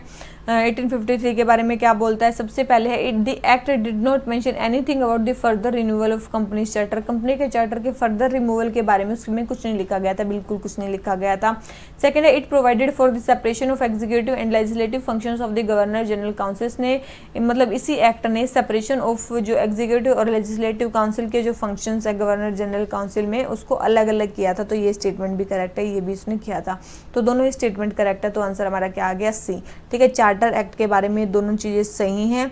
उसके बाद सिविल सर्विसेज में और क्या क्या चीज़ें हुई थी यहाँ पे? सिविल सर्विसेज में जो ओपन एंड फेयर कंपटीशन है वो यहीं से स्टार्ट हुआ था। ओपन एंड फेयर जो कंपटीशन है वो यहीं से स्टार्ट हुआ था, यहीं पे स्टार्ट हुआ था ओपन एंड फेयर कंपटीशन, ठीक है। फिर इसी के लिए मतलब अकॉर्डिंगली इंडिया मतलब एक मैकोले कमेटी बिठाएगी। क्या बनाएगी? एक मैकोले कमेटी बनाएगी। मैकोले कमेटी बनाएगी, अपॉइंट की गई कब? 1854 में इंडियन सिविल सर्विसेज के लिए। किसके लिए? इंडियन सिविल सर्विसेज के लिए। फर्स्ट टाइम यहाँ पे क्या हुआ? सेंट्रल लेजिस्लेटिव काउंसिल में लोकल्स का रिप्रेजेंटेशन को इंट्रोड्यूस किया गया, ठीक है। लोकल्स के रिप्रेजेंटेशन को कहाँ पे? सेंट्रल लेजिस्लेटिव काउंसिल में इंट्रोड्यूस किया गया। अब मतलब जो 6 मेंबर की काउंसिल थी, जो ये गवर्नर जनरल की 6 मेंबर्स की काउंसिल थी, उसमें से जो 4 हैं वो लोकल गवर्नमेंट से, लोकल प्रोविंसेस से मतलब वो अपॉइंट किए गए। 4 जो अपॉइंट किए गए वो किस किस एरिया से थे? सबसे पहले थे, एक थे मद्रास थे, एक से बॉम्बे से, एक बंगाल से और एक थे हमारे आगरा से, ठीक है। तो ये थे मद्रास, बॉम्बे, बेंगलोर बोल रही हूँ, बंगाल और आगरा, ठीक है। यहाँ से वो सेलेक्ट किए गए थे। क्वेश्चन नंबर 17 आंसर हो जाता है सी। आ जाते हैं क्वेश्चन नंबर 18 पे। क्वेश्चन नंबर 18 हमें क्या बोलता है? ऑर्डर ऑफ प्रेसिडेंस में कौन आगे पीछे कौन आता है? तो सबसे पहले कौन आता है? सबसे पहले कौन आएंगे? प्रेसिडेंट। उसके बाद कौन आएंगे? Recent vice president. तो आंसर क्या आ गया? डी, ठीक है। वैसे ऑर्डर ऑफ प्रेसिडेंस में कैसे आते हैं? देखो सबसे पहले आगे हमारे प्रेसिडेंट, फिर आगे हमारे वाइस प्रेसिडेंट, फिर आगे हमारे प्राइम मिनिस्टर, ठीक है, फिर आते हैं हमारे गवर्नर, फिर आते हैं हमारे फॉर्मर प्रेसिडेंट, ठीक है। फॉर्मर प्रेसिडेंट किसके बाद आए? गवर्नर के भी बाद आते हैं, ठीक है। फिर आते हैं हमारे डिप्टी पीएम, ठीक है। उसके बाद क्या आते हैं? पीएम, फिर डिप्टी पीएम आते हैं। उसके बाद आते हैं हमारे speaker, chief justice of India और स्पीकर दोनों की रैंक सेम सी होती है, ठीक है। उसके बाद आते हैं हमारे कौन? कैबिनेट मिनिस्टर, या फिर यहीं पे फॉर्मर पीएम, इनकी रैंक सेम होती है फॉर्मर पीएम की। उसके बाद आते हैं हमारे लीडर ऑफ अपोजिशन, चाहे वो राज्यसभा के हैं चाहे वो लोकसभा के हैं, ठीक है। उसके बाद आते हैं हमारे भारत रत्न अवार्डीज जो भी हैं। उसके बाद आ जाते हैं हमारे एम्बेसडर कॉमनवेल्थ नेशंस के जो भी हैं। उसके बाद आते हैं सुप्रीम कोर्ट जजेस। उसके बाद आते हैं क्या? यूपीएससी के चेयरमैन, यूपीएससी और चीफ इलेक्शन कमिश्नर और कैग, ये सारे यहाँ पे आते हैं। तो ये है ऑर्डर ऑफ प्रेसिडेंस। तो क्वेश्चन नंबर 18 आंसर हो जाता है डी। सबसे पहले कौन आता है पता ही होना चाहिए, तो तभी आप कर सकते हो। आ जाते हैं क्वेश्चन नंबर 19 पे। बोल रहा है कि national emergency was imposed for the first time during the prime minister of Lal Bahadur Shastri. देखो नेशनल इमरजेंसी सबसे पहले आपको पता होनी चाहिए किसके टाइम पे इम्पोज की गई थी? सबसे पहले जवाहरलाल नेहरू जी के टाइम पे इम्पोज की गई थी, जब चाइना के साथ हमारा वॉर हुआ था। सेकेंड है national emergency 1975 was declared based on threat of armed rebellion. देखो 1975 में जो नेशनल इमरजेंसी डिक्लेयर की गई वो इंटरनल डिस्टर्बेंसेस के तौर पे की गई थी। कैसे? इंटरनल डिस्टर्बेंसेस के नाम पे की गई थी, ना कि इस पे। तो सेकंड स्टेटमेंट रॉन्ग होगी, तो दोनों स्टेटमेंट रॉन्ग है, तो आंसर क्या आ गया? डी। ठीक है, बिल्कुल आसान क्वेश्चन था। आ जाते हैं क्वेश्चन नंबर 20 पे। हमें बताना है कि रिसेंटली डीआरडीओ ने एक आकाश न्यू जनरेशन मिसाइल को लॉन्च किया, तो इस मिसाइल के बारे में बताना है। सबसे पहले बोल रखा है कि एक medium range surface to air missile है, तो आपको एक चीज़ पता होनी चाहिए कि जो मेनली आकाश मिसाइल है, वही मिसाइल जो है वही क्या है? Medium range surface to air missile है। तो बिल्कुल ये भी आकाश न्यू है, तो ये भी medium range surface to air missile है। बोल रहे हैं हैवी है आकाश मिसाइल, तो देखो ये हैवी नहीं है, ये चीज़ ध्यान रखना बस, ये हैवी नहीं है आकाश मिसाइल से, उतना ही उसका वेट है। थर्ड है कि it is propelled by 2 pulse solid rocket. देखो ये बिल्कुल सही है, ये 2 पल्स सॉलिड रॉकेट मोटर से प्रोपेल होती है, ठीक है, कंपेयर टू रैमजेट इंजन। मतलब आकाश मिसाइल में रैमजेट इंजन लगता है, जबकि इसमें 2 पल्स सॉलिड रॉकेट मोटर लगती है, किसमें? आकाश न्यू जनरेशन में। तो थर्ड स्टेटमेंट करेक्ट है, फर्स्ट एंड थर्ड हमारे करेक्ट हो गए, सेकंड स्टेटमेंट रॉन्ग होगी, तो आंसर हमारा क्या हो जाता है? सी। इसमें 2 मेन चेंजेस किए गए हैं, इसमें 2 मेन चेंजेस किए गए हैं आकाश मिसाइल में क्या क्या चेंजेस किए गए हैं? एक तो सबसे पहले 2 पल्स सॉलिड मोटर रॉकेट बता दिया, ठीक है, जो मतलब हाई टर्मिनल वेलोसिटी प्रोवाइड करेगी, ताकि वो ज़्यादा स्ट्राइक कर सके फास्ट। एक और जो इंडिजीनियसली बिल्ट इन्होंने क्या लगाया? न्यू सीकर हेड लगाया। क्या लगाया इन्होंने? Indigenously built new Sikar head लगाया है। जो न्यू सीकर हेड है, ये सीकर क्या करेगा? एनिमी एयरक्राफ्ट के साथ लॉक इन हो जाएगा, ठीक है, लॉक इन हो जाएगा और कंटिन्यूसली गाइड करेगा आकाश न्यू जनरेशन को, ताकि वो टारगेट को बिल्कुल प्रिसाइजली हिट कर सके, ठीक है, एक्यूरेसी उससे इंक्रीज हो जाएगी। तो क्वेश्चन नंबर 20 आंसर हो जाता है सी। आ जाते हैं किस पे? क्वेश्चन नंबर 21 पे।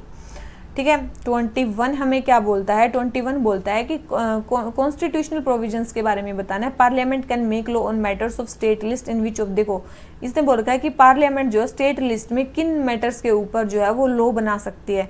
तो अगर आपने देखो नेशनल इमरजेंसी, मैंने आपको बताया था कि वहाँ पे लॉ बना सकती है कि नहीं बना सकती, तो आपको बताना चाहिए नेशनल इमरजेंसी में पार्लियामेंट लॉ बना सकती है, प्रेसिडेंट रूल में भी बना सकती है, इंटरनेशनल एग्रीमेंट्स अगर हो जाए तो भी बना सकती है। तो याद रखना फाइनेंशियल इमरजेंसी में ऐसा कोई वो नहीं है कि जो पार्लियामेंट है वो लॉ बना सकती है। तो फोर्थ स्टेटमेंट रॉन्ग हो जाती है, फर्स्ट सेकंड एंड थर्ड इसके करेक्ट है। बहुत इंपॉर्टेंट क्वेश्चन है, अगर मैंने सारी चीज़ें करा रखी हैं, तो प्लीज़ आप अभी एक्सपेक्ट मत करना कि मैं बार बार रिपीट करूँ, क्योंकि बिल्कुल बोलने की हिम्मत नहीं रहती है मेरी। एक ही बार रिपीट करती हूँ, वैसे भी मेरी आदत है मैं 5 बार कोई चीज़ें रिपीट नहीं करती। तो क्वेश्चन नंबर 22 पे आ जाते हैं। विच of the following were borrowed by the Indian constituent assembly from the American constitution. बोल रहे हैं कि कौन से जो है वो हमने अमेरिकन कॉन्स्टिट्यूशन से बोरो किया है। तो अगर आपने बोरो वाली चीज़ें रटी हुई हैं तो आपको पता होगा। देखो प्रोसीजर एस्टेब्लिश्ड बाय लॉ हमने कहाँ से लिया? जापानीज कॉन्स्टिट्यूशन से। कहाँ से लिया? हमने जापानीज कॉन्स्टिट्यूशन से लिया है। फिर वाइस प्रेसिडेंट जो चेयरपर्सन होते हैं अपर हाउस के, ये तो बिल्कुल हमने किससे लिया है? अमेरिकन से लिया है। फिर इंटीग्रेटेड जुडिशरी, देखो अमेरिका में कौन सी जुडिशरी? सेपरेट जुडिशरी, सेंटर के लिए अलग है और स्टेट्स के लिए अलग है, तो वहाँ पे इंटीग्रेटेड जुडिशरी नहीं है, तो ये स्टेटमेंट रॉन्ग होगी। तो ये हमने वहाँ से नहीं लिया है, तो थर्ड स्टेटमेंट हमारी रॉन्ग होगी। तो केवल और केवल हमारी सेकंड स्टेटमेंट करेक्ट है। ठीक है, 22 का आंसर हो जाता है सेकंड। आ जाते हैं किस पे? नेक्स्ट क्वेश्चन पे। नेक्स्ट क्वेश्चन हमें क्या बोलता है? क्वेश्चन नंबर 23 हमें बताना ऑफिशियल लैंग्वेजेस के बारे में यूनियन की। ये भी हम कर चुके हैं। हिंदी इन देवनागरी स्क्रिप्ट ऑफिशियल लैंग्वेज होगी बिल्कुल यूनियन की। सेकंड है जो न्यूमरल्स होंगे वो कौन से यूज होंगे? इसने बोल रखा है कि देवनागरी फॉर्म ऑफ न्यूमरल, बिल्कुल भी नहीं, इंटरनेशनल फॉर्म ऑफ न्यूमरल्स वहाँ पे यूज होंगे। तो first statement correct, second wrong, तो आंसर क्या आ गया हमारा? ए। ठीक है, ये मैं करवा चुकी हूँ इसलिए इतनी जल्दी करा रही हूँ। फिर आ जाता है question number 24 Anglo French struggle, Carnatic Wars के बारे में बताना है। कार्नेटिक वॉर्स में कौन कौन सी जो ट्रीटी हुई है? तो कार्नेटिक वॉर किस किस के बीच में हुए हैं? एंग्लो फ्रेंच वॉर, ठीक है, कार्नेटिक वॉर्स मतलब एंग्लो फ्रेंच वॉर, वो तो इन्होंने ही बता दिए। अब एंग्लो फ्रेंच वॉर में भी आपको पता होना चाहिए 3 वॉर्स हुए हैं। ठीक है, एंग्लो फ्रेंच वॉर में भी मेनली 3 वॉर्स हुए हैं। सबसे पहले आता है हमारा 1748 वाला। 1748 वाला जो 1748 में एंड हुआ था, 40 में स्टार्ट हुआ था, 48 में एंड हुआ था। उसके बाद आता है हमारा कौन सा? 49 में स्टार्ट हुआ और 54 में वो खत्म हुआ। और फिर आता है 1758 से लेकर 63 वाला, लास्ट वाला है थर्ड कार्नेटिक वॉर। पहला कार्नेटिक वॉर में जो ट्रीटी हुई वो थी एक्सला चैपले, ठीक है, चप्पल मार के ट्रीटी करवाई थी, ऐसा याद रख लो। ठीक है, और क्या ही करोगे। तो पहली जो 40 से लेके 48 में जो ट्रीटी हुई, एक्सला चैपले की ट्रीटी हुई, ऑस्ट्रेलियन वार ऑफ सक्सेशन वहाँ पे एंड हो गया था। मद्रास जो था वो ब्रिटिशर्स को वापस दे दिया गया, फ्रेंच ने अपनी टेरिटरी ले ली अमेरिका में। ठीक है, तो चीज़ ध्यान रखनी है। एक्सला चैपले पहली हुई थी, फिर सेकंड जो हुई इस ये मतलब लगभग इनकन्क्लूसिव रहा था ये वॉर, ठीक है। इस लेकिन फ्रेंच की काफ़ी ज़्यादा पावर साउदर्न इंडिया में वहाँ पे कम हो गई थी। फिर आता हमारा लास्ट वाला बैटल। इस बैटल को वन डिवोश का बैटल भी बोलते हैं। किसको बोलते हैं? वेन डिवोश का बैटल भी बोलते हैं। और यहाँ पे एक ट्रीटी हुई थी जिसको बोलते हैं ट्रीटी ऑफ पेरिस। इसको क्या बोलते हैं? Treaty of Paris. तो ट्रीटी ऑफ पेरिस हुई थी थर्ड फ्रेंच वॉर में। और यहाँ पे फ्रेंच जो थे उनको इंडियन सेटलमेंट वो यूज़ कर सकते थे केवल और केवल कमर्शियल पर्पज़ के लिए। उनका फोर्टिफिकेशन यहाँ पे बैन कर दिया गया था। तो ये हमारी 3 ट्रीटी। तो सबसे पहले बोला गया कि treaty of Pondicherry first Carnatic war में हुई थी, बिल्कुल भी नहीं हुई थी। ट्रीटी ऑफ एक्सला चैपले जो थी वो सेकंड में हुई थी, अभी बताया नहीं हुई थी। थर्ड है बैटल ऑफ वेंडिवोस जो थे डिसिसिव बैटल था थर्ड कार्नेटिक वॉर का, ये तो बिल्कुल था। तो थर्ड स्टेटमेंट करेक्ट है। फर्स्ट सेकंड स्टेटमेंट रॉन्ग है, तो आंसर क्या आ गया? बी। ठीक है, देखो कितना आसान क्वेश्चन था, ठीक है, कितना आसान क्वेश्चन था। अगर आपको आता है तो ये आसान था, नहीं तो बहुत मुश्किल था। तो क्वेश्चन नंबर 24 आंसर हो जाता है बी। आ जाते हैं क्वेश्चन नंबर 25 पे।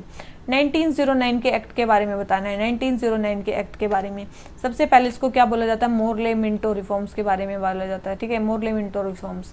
सबसे पहले है it provided for inclusion of an Indian as member of governor general executive council. देखो लेजिस्लेटिव काउंसिल में तो पहले ही लोग इलेक्ट हो रहे थे, लेकिन हाँ गवर्नर जनरल की एग्जीक्यूटिव काउंसिल में पहले इंडियन यहाँ पे सेलेक्ट हुए थे और उनका नाम था क्या? सत्येंद्र सिन्हा। उनका नाम क्या था? सत्येंद्र सिन्हा उनका नाम था। और ये कौन से मेंबर थे? ये पहले इंडियन थे। एज ए लॉ मेंबर इन्होंने ज्वाइन किया था। क्या? एज ए लॉ मेंबर इन्होंने ज्वाइन किया था, ठीक है। और सेकंड है voting on separate budget items was introduced by. देखो सेपरेट बजट आइटम्स में इसमें वोटिंग हो सकती थी, लेकिन वॉर बजट पे यहाँ पे वोटिंग स्टार्ट नहीं हुई थी, ठीक है। यहाँ पे और किसके लिए फेमस है? Separate electorate for Muslim. Separate electorate for Muslim, यहीं पे डिवाइड एंड रूल की पॉलिसी स्टार्ट की गई थी। सेपरेट इलेक्टोरेट फॉर मुस्लिम से यहाँ पे इन्होंने इंट्रोड्यूस किया। और फिर क्या बोलते हैं जो भी है, ठीक है, तो याद रखना। और इसीलिए लॉर्ड मिंटो को जो है फादर ऑफ कम्युनल इलेक्टोरेट भी बोला जाता है। इसलिए मिंटो को क्या बोला जाता है? मिंटो को बोला जाता है फादर ऑफ कम्युनल इलेक्टोरेट। क्या बोला जाता है? फाइनल बोल रही हूँ, फादर ऑफ कम्युनल इलेक्टोरेट, ठीक है। कम्युनल इलेक्टोरेट का फादर बोला जाता है किसको? मिंटो को। तो क्वेश्चन नंबर 25 आंसर क्या हो गया? फर्स्ट स्टेटमेंट भी करेक्ट है, सेकंड स्टेटमेंट भी करेक्ट है, तो आंसर क्या हो गया? सी, ठीक है, आंसर क्या हो गया? सी। अब आ जाते हैं किस पे? क्वेश्चन नंबर 26 पे। हमें 1857 के रिवोल्ट के बारे में बताना है। कब चीजें कब कब हुई? देखो ईयर आपको पता होना चाहिए। सबसे पहले है आर्मी एमलगेशन, ये हुआ था 1861 में। फिर आती है हमारी act of better government of India, ये कब हुआ था? बेटर गवर्नमेंट 1858 में 2 अगस्त को। फिर आता है हमारा दरबार इलाहाबाद में लॉर्ड कैनिंग लगाया था, वो कब लगाया था? याद रखना 1 नवंबर 1858 को लगाया था। कब? 1 नवंबर 1858 को, ठीक है। तो ये कब था ऊपर वाला? ये अगस्त में था। ये कब था? अगस्त में था। तो ये चीज़ ध्यान होनी चाहिए। तो हमें क्रोनोलॉजी में लगाना, तो क्रोनोलॉजी में सबसे पहले क्या आया? सबसे पहले आया ये सेकंड, फिर आया थर्ड और फिर आया फर्स्ट। Second, third, first. तो इसका आंसर क्या आ गया? डी, ठीक है, आंसर क्या आ गया? डी। अब आ जाते हैं किस पे? क्वेश्चन नंबर नेक्स्ट पे। क्वेश्चन नंबर 27 क्या बोलता है? ब्रिटिश इंडियन हिस्ट्री के बारे में बताना है कि गारंटी सिस्टम किससे रिलेटेड था। याद रखना रेड रोल कंस्ट्रक्शन से एसोसिएटेड था। इसमें क्या था? मेनली प्राइवेट इन्वेस्टमेंट को अट्रैक्ट करने के लिए लाया गया था, ताकि इसमें गवर्नमेंट क्या कर रही थी? एश्योरेंस या गारंटी दे रही थी कंपनीज को कि आपका जो पैसा वो डूबेगा नहीं, आप यहाँ पे पैसा लगाओ। तो रेल रोड कंस्ट्रक्शन के लिए आया था। आ जाते हैं क्वेश्चन नंबर 28 पे। Election commission takes the decision on assigning this symbol in case of split of recognised political party. देखो रिकॉग्नाइज्ड पॉलिटिकल पार्टी में अगर स्प्लिट हो जाता है तो वो डिसीजन कौन लेगा सिंबल को वो करने का? तो बिल्कुल इलेक्शन कमीशन ही लेगा। सेकंड है रिजर्व सिंबल जो है वो केवल और केवल नेशनल या स्टेट पार्टी को दिया जा सकता है। बिल्कुल जिसका होगा उसी को तो दिया जाएगा, तो बिल्कुल इसलिए तो उसका नाम रिजर्व है, फ्री सिंबल थोड़ी ना। तो 28 आंसर हो गया सी। आ जाते हैं किस पे? क्वेश्चन नंबर 29 पे। यूपीएससी सारी चीजें इसके बारे में मैं करवा चुकी हूँ। सबसे पहले chairperson can be removed from the office on the same ground as जज ऑफ सुप्रीम कोर्ट। देखो यूपीएससी के जो चेयरमैन है वो जो सुप्रीम कोर्ट के जज है, क्या उनकी तरह ही मतलब जो है ये रिमूव हो सकते हैं? तो आपको एक चीज़ पता होना चाहिए, सुप्रीम कोर्ट के जज तो केवल 2 ही ग्राउंड्स पे रिमूव होते हैं। एक तो है प्रूव्ड मिसबिहेवियर और एक तो प्रूव्ड मिसबिहेवियर, एक है इनकैपेसिटी। तो लेकिन यूपीएससी के जो चेयरमैन है वो तो कई कंडीशन है, जैसे कि या तो वो एडजर्ड इंसॉल्वेंट हो जाए, मतलब या तो बैंक करप्ट मिल जाए, या फिर वो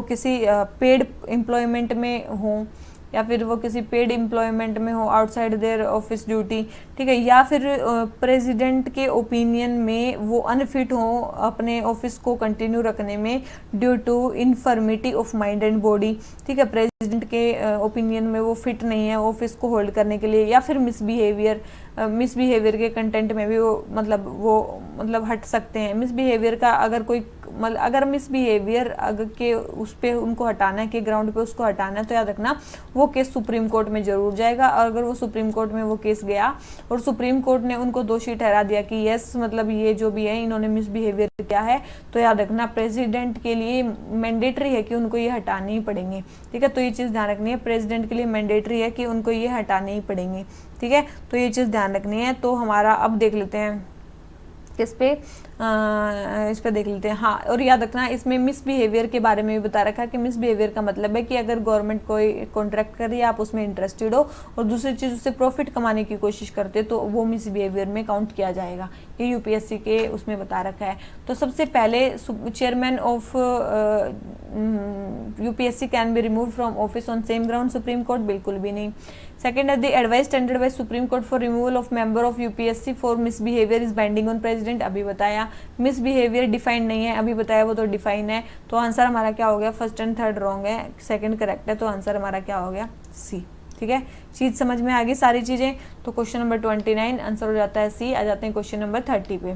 आर्टिकल 16 बता चुकी हूँ कि religion, race, caste, sex and place of birth, उसमें रेजिडेंस एंड डिसेंट भी आ जाता है। आपको पब्लिक एम्प्लॉयमेंट में किसी को क्या नहीं करना है, आपको पब्लिक एम्प्लॉयमेंट में किसी को वो नहीं करना है, क्या डिस्क्रिमिनेशन नहीं करना है। लेकिन उसमें मैंने 4 एक्सेप्शंस भी बताए थे। 4 एक्सेप्शंस में बताया था कि पार्लियामेंट कि जो पार्लियामेंट है वो प्रिस्क्राइब कर सकती है रेजिडेंस एज ए कंडीशन किसी भी स्टेट में एम्प्लॉयमेंट के लिए, ठीक है। तो फर्स्ट स्टेटमेंट रॉन्ग होगी, इसमें स्टेट लेजिस्लेचर लिख रखा है, वहाँ पे कौन डिक्लेयर कर सकती है, पार्लियामेंट डिक्लेयर कर सकती है। सेकंड है state is permitted to make a provision for reservation in appointment in favour of any economic weaker section of citizens, तो ये स्टेटमेंट बिल्कुल सही है। स्टेट परमिटेड है कि वो इकोनॉमिक वीकर सेक्शन के लिए कुछ भी वो कर सकती है। तो सेकंड स्टेटमेंट करेक्ट है, फर्स्ट स्टेटमेंट इनकरेक्ट है। तो आंसर क्या आ गया, बी, ठीक है। तो हमारा आंसर क्या आ गया, बी। तो क्वेश्चन नंबर 30 आंसर हो जाता है बी। आ जाते हैं किस पे, क्वेश्चन नंबर 31 पे। Question number 31, recently the ministry of culture in collaboration with the ministry of ports, shipping and waterways decided to develop national maritime heritage complex. देखो नेशनल मैरीटाइम हेरिटेज कॉम्प्लेक्स कहाँ बनाने की बात चल रही है, लोथल में बनाने की बात चल रही है। कहाँ पे बनाने की बात चल रही है, लोथल। और लोथल जगह कहाँ पे, याद रखना गुजरात में है। कहाँ पे, गुजरात में है। और यहाँ पे एंशिएंट से लेके मॉडर्न टाइम्स तक जितनी भी चीज़ें हैं उसको शोकेस किया जाएगा। एजुकेशन प्लस एंटरटेनमेंट की जो अप्रोच है, एजुटेनमेंट अप्रोच, उसको यूज़ किया जाएगा। जितनी भी लेटेस्ट टेक्नोलॉजी है उनको यूज़ किया जाएगा ताकि अवेयरनेस फैलाई जा सके इंडिया के मैरीटाइम हेरिटेज के बारे में, ठीक है। और लोथल सिटी को दोबारा रिक्रिएट करेंगे, ठीक है। बहुत ये चीज़ें ध्यान रखनी है। उसके बाद लोथल जो है एक इंडस वैली साइट है, यहाँ पे डॉकवर्ड भी मिला है। कौन कौन सी रिवर के बीच में है लोथल, लोथल कई सारे रिवर्स के बीच में है। एक तो है भोगोवो और एक है सरस्वती रिवर, ठीक है। एक है सरस्वती रिवर और एक है भोगोवो रिवर, इनके बीच में आती है। और एज ए यूनेस्को की टेंटेटिव लिस्ट में भी इसको ऐड किया गया है। किसमें, टेंटेटिव लिस्ट में भी लोथल को ऐड किया गया है। उसके बाद इंडस वैली सिविलाइजेशन का इसको क्या बोलते हैं, मैनचेस्टर बोलते हैं। क्या बोलते हैं, मैनचेस्टर बोलते हैं इसको, इंडस वैली सिविलाइजेशन का, गुजरात का। तो क्वेश्चन नंबर 31 आंसर हो जाता है बी। आ जाते हैं क्वेश्चन नंबर 32 पे। मोंटेग्यू डिक्लेरेशन ऑफ 1917 के बारे में बताना है। सबसे पहले मोंटेग्यू डिक्लेरेशन का दूसरा नाम क्या है, मैं बहुत अच्छे से हिस्ट्री में बता चुकी हूँ। इसको बोलते हैं अगस्त डिक्लेरेशन। इसको क्या बोलते हैं, अगस्त डिक्लेरेशन बोलते हैं। और हाँ, ये जो हमारा लेक्चर है इसमें केवल और केवल पॉलिटी के क्वेश्चन नहीं है, दिख रहा होगा आपको, इसमें हिस्ट्री के भी क्वेश्चन है। तो ये हिस्ट्री और पॉलिटी का एक मिक्स टेस्ट है, तो ध्यान रखना इस चीज़ को। अब आ जाते हैं फर्स्ट पे, इंक्रीजिंग पार्टिसिपेशन ऑफ इंडियंस। देखो अगर आप बात करें, ये बिल्कुल सही है कि पार्टिसिपेशन इंक्रीज करने के लिए बात की गई थी, किसमें, अगस्त डिक्लेरेशन में। सेकंड है dominion status for British, dominion status के बारे में नहीं, ऐसा नहीं था। और इंडियनाइजेशन ऑफ सिविल सर्विसेज भी नहीं था। तो केवल और केवल फर्स्ट है। तो आंसर हमारा क्या हो गया, ए। तो उस मतलब उस डिक्लेरेशन का कौन सा पार्ट था? देखो उसके दो ही पार्ट थे मेन चीज़।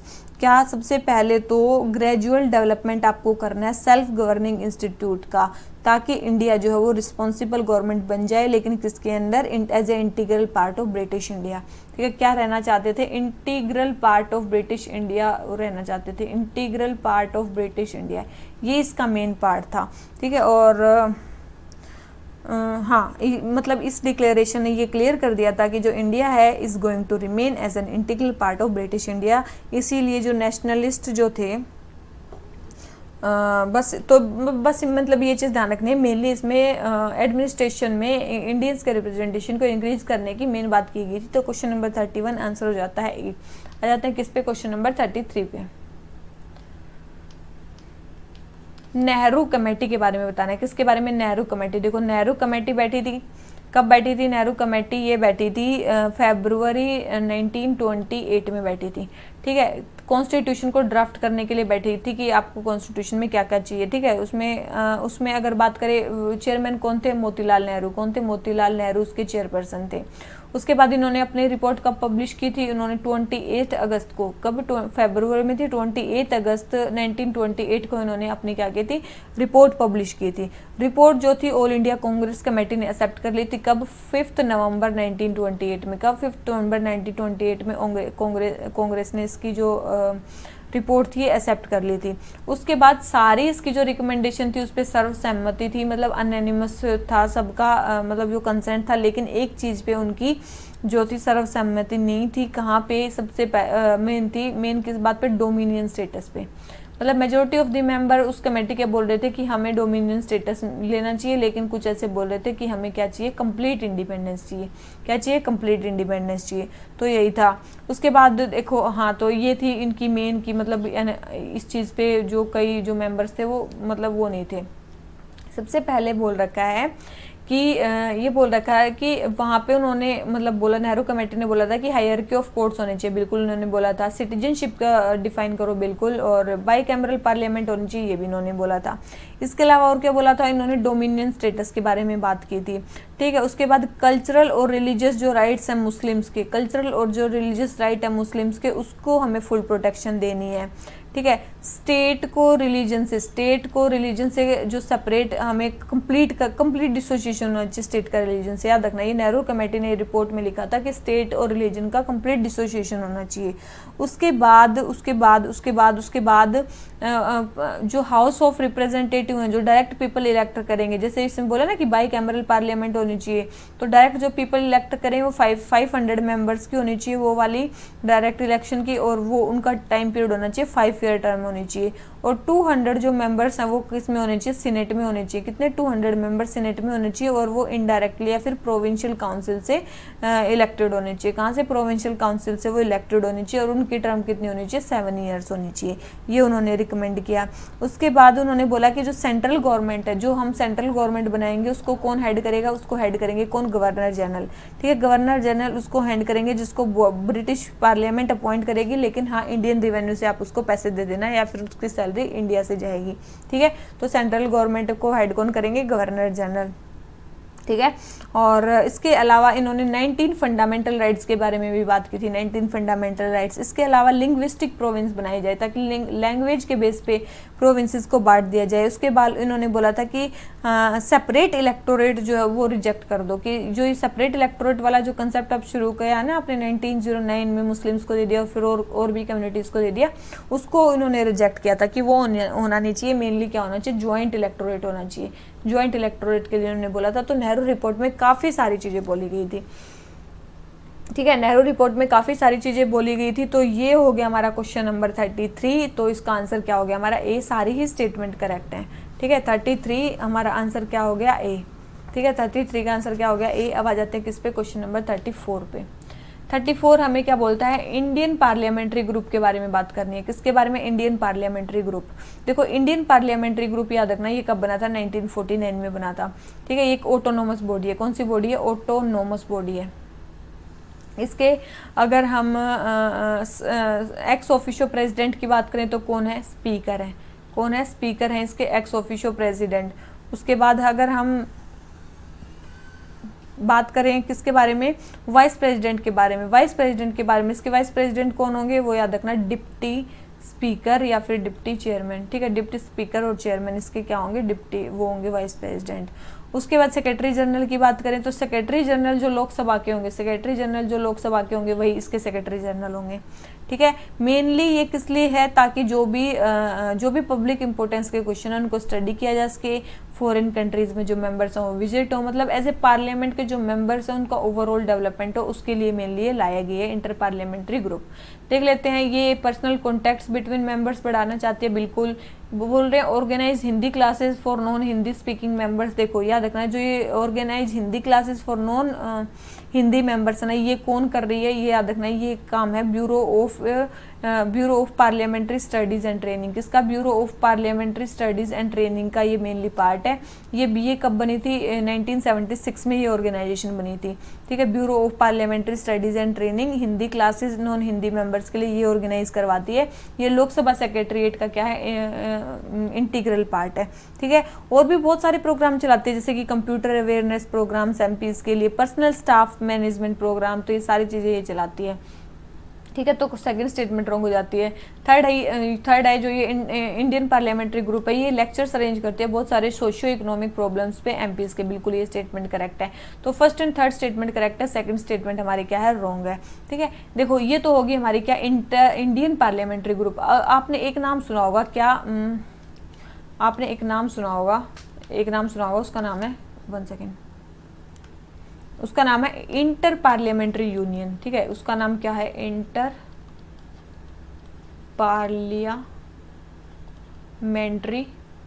यूनियन, ठीक है। इंडियन बोल रही हूँ, इंटर पार्लियामेंट्री यूनियन, ठीक है। इंटर पार्लियामेंट्री यूनियन का आपने नाम सुना होगा। ये आईपीयू क्या है, ये इंटरनेशनल ऑर्गेनाइजेशन है जो नेशनल जो पार्लियामेंट्स है उनको कनेक्ट करती है, नेशनल पार्लियामेंट्स को जो कनेक्ट करती है, उनके सारे इनिशिएटिव आपस में पता चलते हैं कौन कैसे काम करती है।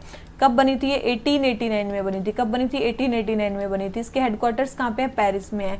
किसने फाउंड की थी, 2 पर्सन्स ने मिलकर ये फाउंड की थी। एक तो थे फ्रेडरिक पैसी, ठीक है। कौन थे, एक तो थे फ्रेडरिक पैसी, मतलब ये कहाँ के थे, फ्रांस के थे, ठीक है। एक थे विलियम रैंडल क्रेमर, ठीक है। विलियम रैंडल क्रेमर थे और इनका ये थे यूके के, ठीक है। तो ये 2 पर्सन्स ने मिलकर फाउंड की थी, पेरिस में हेडक्वार्टर है, 1889 में बनी थी। International organisation for national parliament है और यूनिक प्लेटफॉर्म है जितने भी पॉलिटिकल ओपिनियन है उनको ऑब्जर्व करने के लिए और ट्रेंड्स अराउंड द वर्ल्ड क्या चल रहे हैं उनको मतलब वो करने के लिए।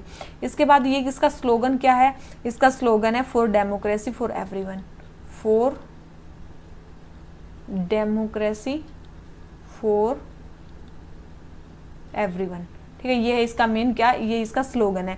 उसके अलावा इसके मेंबर्स कितने याद रखना है, इसके मेंबर्स है 179। कितने मेंबर्स हैं इसके, 179 मेंबर्स हैं। क्या इंडिया इसका मेंबर है, यस।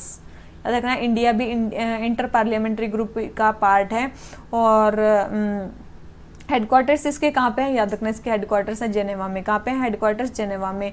और इसके बात करें 13 रीजनल जो पार्लियामेंट्री असेंबलीज हैं वो भी इसका पार्ट है, ठीक है। रीजनल जो एसोसिएशन बनी हुई है उनकी जो पार्लियामेंट्री असेंबलीज है वो भी इसके एसोसिएटेड मेंबर्स हैं। 6 मेन टॉपिक्स पे इंटर पार्लियामेंट्री यूनियन है वो मेनली मतलब फोकस करते हैं।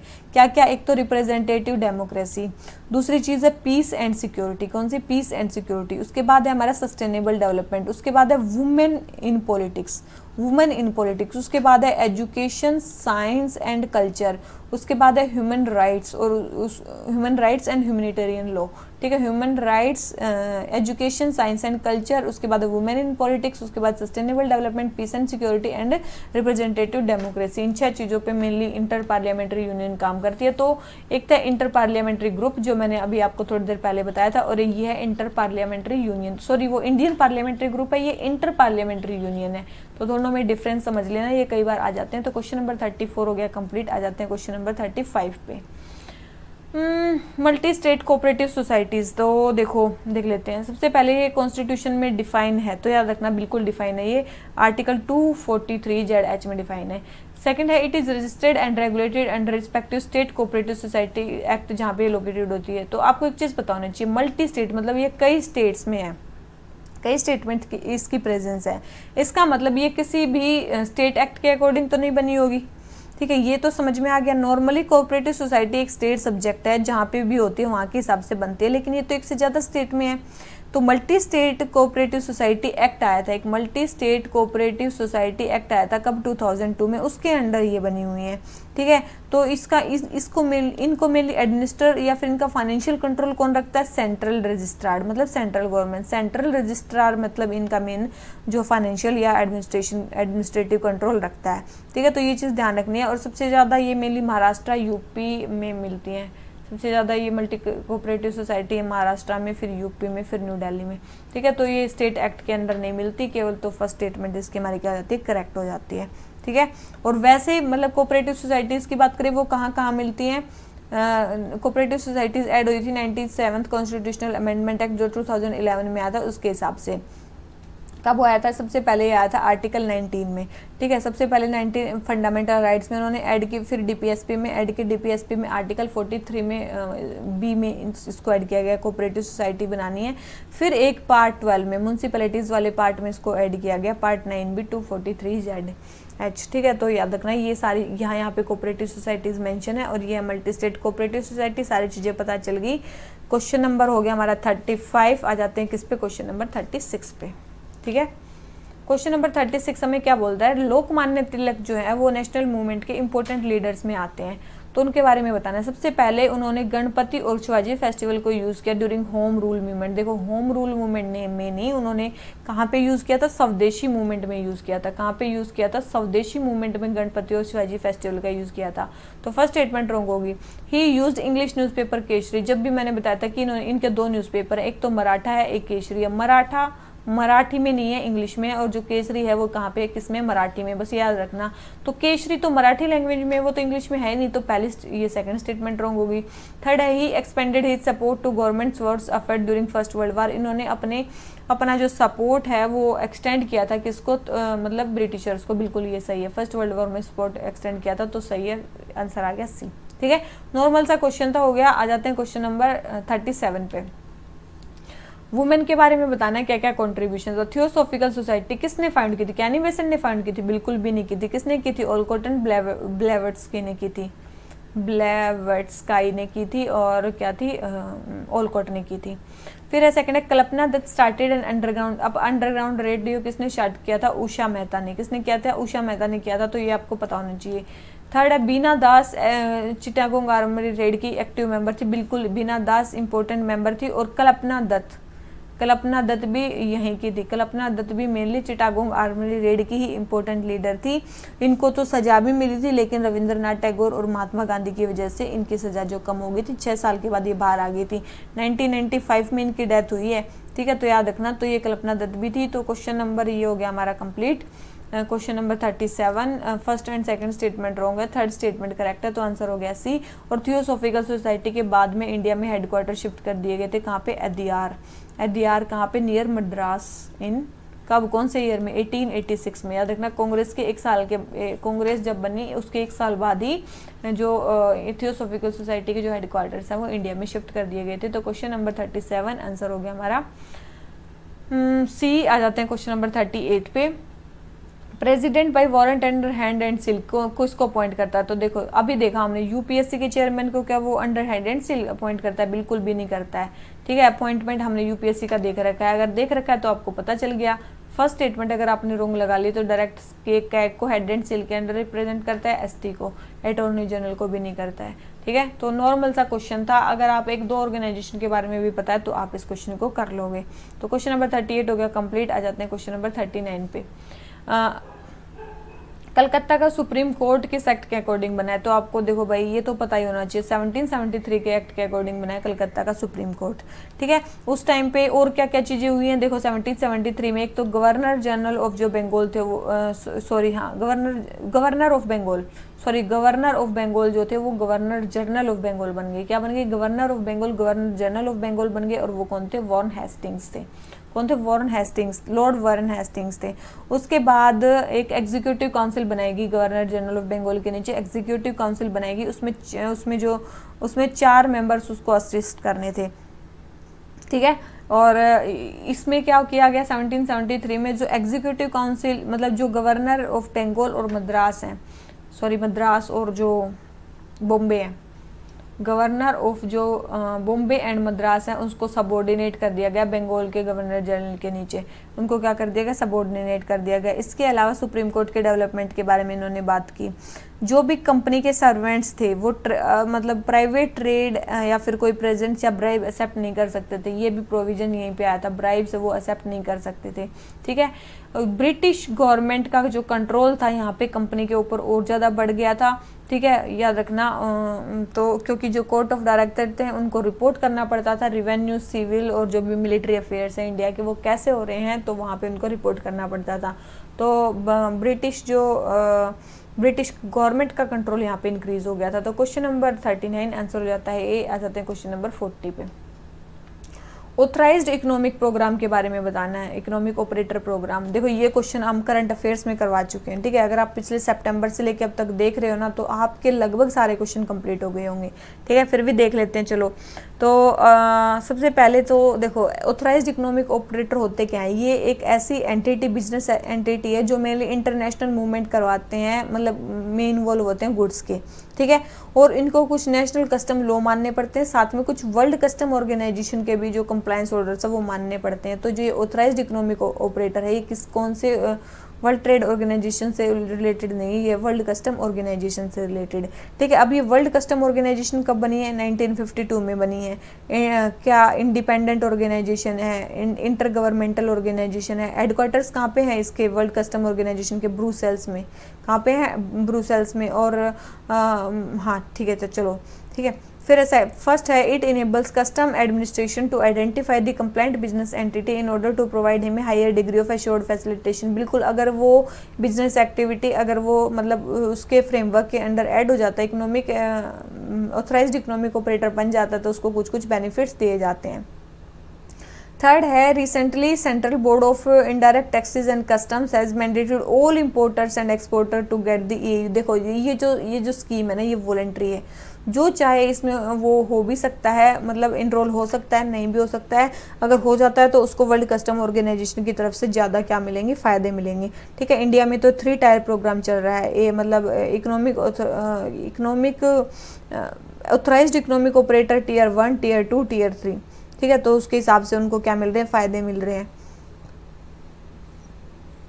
ठीक है, और ये जो एईओ प्रोग्राम था ये वर्ल्ड कस्टम ऑर्गेनाइजेशन ने स्टार्ट कब किया था, 2007 में स्टार्ट किया था। ठीक है, किस फ्रेमवर्क के अंदर, डब्ल्यूसीओ का एक सेफ फ्रेमवर्क है, उसके अंदर किसका, सेफ फ्रेमवर्क है, उसके अंदर मतलब इन्होंने स्टार्ट किया था। बस ये चीज़ ध्यान रखनी है। ठीक है, तो ये हो गया हमारा क्वेश्चन नंबर 40। आंसर हमारा क्या हो गया, तो ये वॉलंटरी है तो थर्ड स्टेटमेंट भी रॉन्ग होगी, तो केवल और केवल फर्स्ट स्टेटमेंट करेक्ट है। तो आंसर हमारा क्या हो गया, ए। ठीक है, आ जाते हैं किस पे, क्वेश्चन नंबर 41 पे। Civil disobedience movement. देखो अगर आपको नहीं भी आता तब भी आपको करना चाहिए ये क्वेश्चन। सबसे पहले ट्राइबल ग्रुप्स ऑफ वुमेन ने पार्टिसिपेट किया था। हिंदू मुस्लिम यूनिटी का बिल्कुल भी नहीं थी वहाँ पे। ठीक है, याद रखना, हिंदू मुस्लिम यूनिटी बिल्कुल नाम मात्र थी वहाँ पे। और मतलब हिंदू मुस्लिम यूनिटी कहाँ थी, नॉन कोऑपरेशन मूवमेंट में थी। Both urban and rural participated, बिल्कुल रूरल और अर्बन दोनों ने पार्टिसिपेट किया था, तो ये भी करेक्ट है। तो फर्स्ट एंड थर्ड करेक्ट है और सेकंड हमारा रॉन्ग है। तो हमें सिविल डिसोबीडियंस के बारे में करेक्ट स्टेटमेंट बतानी है, तो फर्स्ट एंड थर्ड करेक्ट है।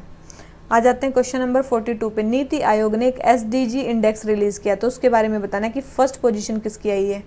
सबसे आगे वाले स्टेट की, केरला के बाद कौन सी स्टेट आई है, याद रखना, केरला के बाद आया हिमाचल की रैंक और फिर आई है तमिलनाडु की रैंक। बिल्कुल ये रैंक वाइज ही लिख रखे हैं। ठीक है, उसके बाद अगर बॉटम की बात करें तो हमारे हो गए टॉप हो गए। फिर हम आते हैं बॉटम पे। बॉटम में किस किस का नंबर आया है, बॉटम में है बिहार, फिर है झारखंड और फिर है आसाम। के बिहार, झारखंड, आसाम ये 3 स्टेट हैं बॉटम में। उसके बाद आते हैं हमारे कौन सी, यूटीज़ में सबसे आगे कौन आया, यूटीज़ में आया हमारा चंडीगढ़ और न्यू दिल्ली। ठीक है, चंडीगढ़ और न्यू दिल्ली। उसके बाद आए हमारे टॉप गेनर्स, मतलब जिसने सबसे ज़्यादा मतलब इंप्रूव किया अपनी पोजीशन, कौन से, मिजोरम। ठीक है, एक तो है मिजोरम, एक है हरियाणा और एक है उत्तराखंड। ये 3 स्टेट है जिन्होंने सबसे ज़्यादा इंप्रूव किया है, मिजोरम, हरियाणा, उत्तराखंड। ठीक है, याद रखना, बहुत इंपॉर्टेंट है टॉप गेनर्स। उसके बाद जो ये एसडीजी इंडेक्स था ये सबसे पहले वैसे नीति आयोग ने लॉन्च कब किया था, 2018 में लॉन्च किया था। ठीक है, 2018 में लॉन्च किया था, बस यही है ये इंडेक्स। तो हमारा क्वेश्चन नंबर 42 आंसर हो जाता है ए। आ जाते हैं किसमें, क्वेश्चन नंबर 43 पे। Consider the following statement with respect to British policies with respect to princely state. British की क्या क्या पॉलिसी थी प्रिंसली स्टेट्स के रिस्पेक्ट में, उसके बारे में बताना है। सबसे पहले है after 1858 the British government abandoned the policy of annexation with respect to princely state, कि 1858 के बाद जो ब्रिटिश गवर्नमेंट थी उन्होंने पॉलिसी ऑफ एनेक्सेशन को अबंडन कर दिया था, त्याग दिया था प्रिंसली स्टेट्स की, ठीक है। तो बिल्कुल 1858 के बाद तो उन्होंने त्याग दिया था।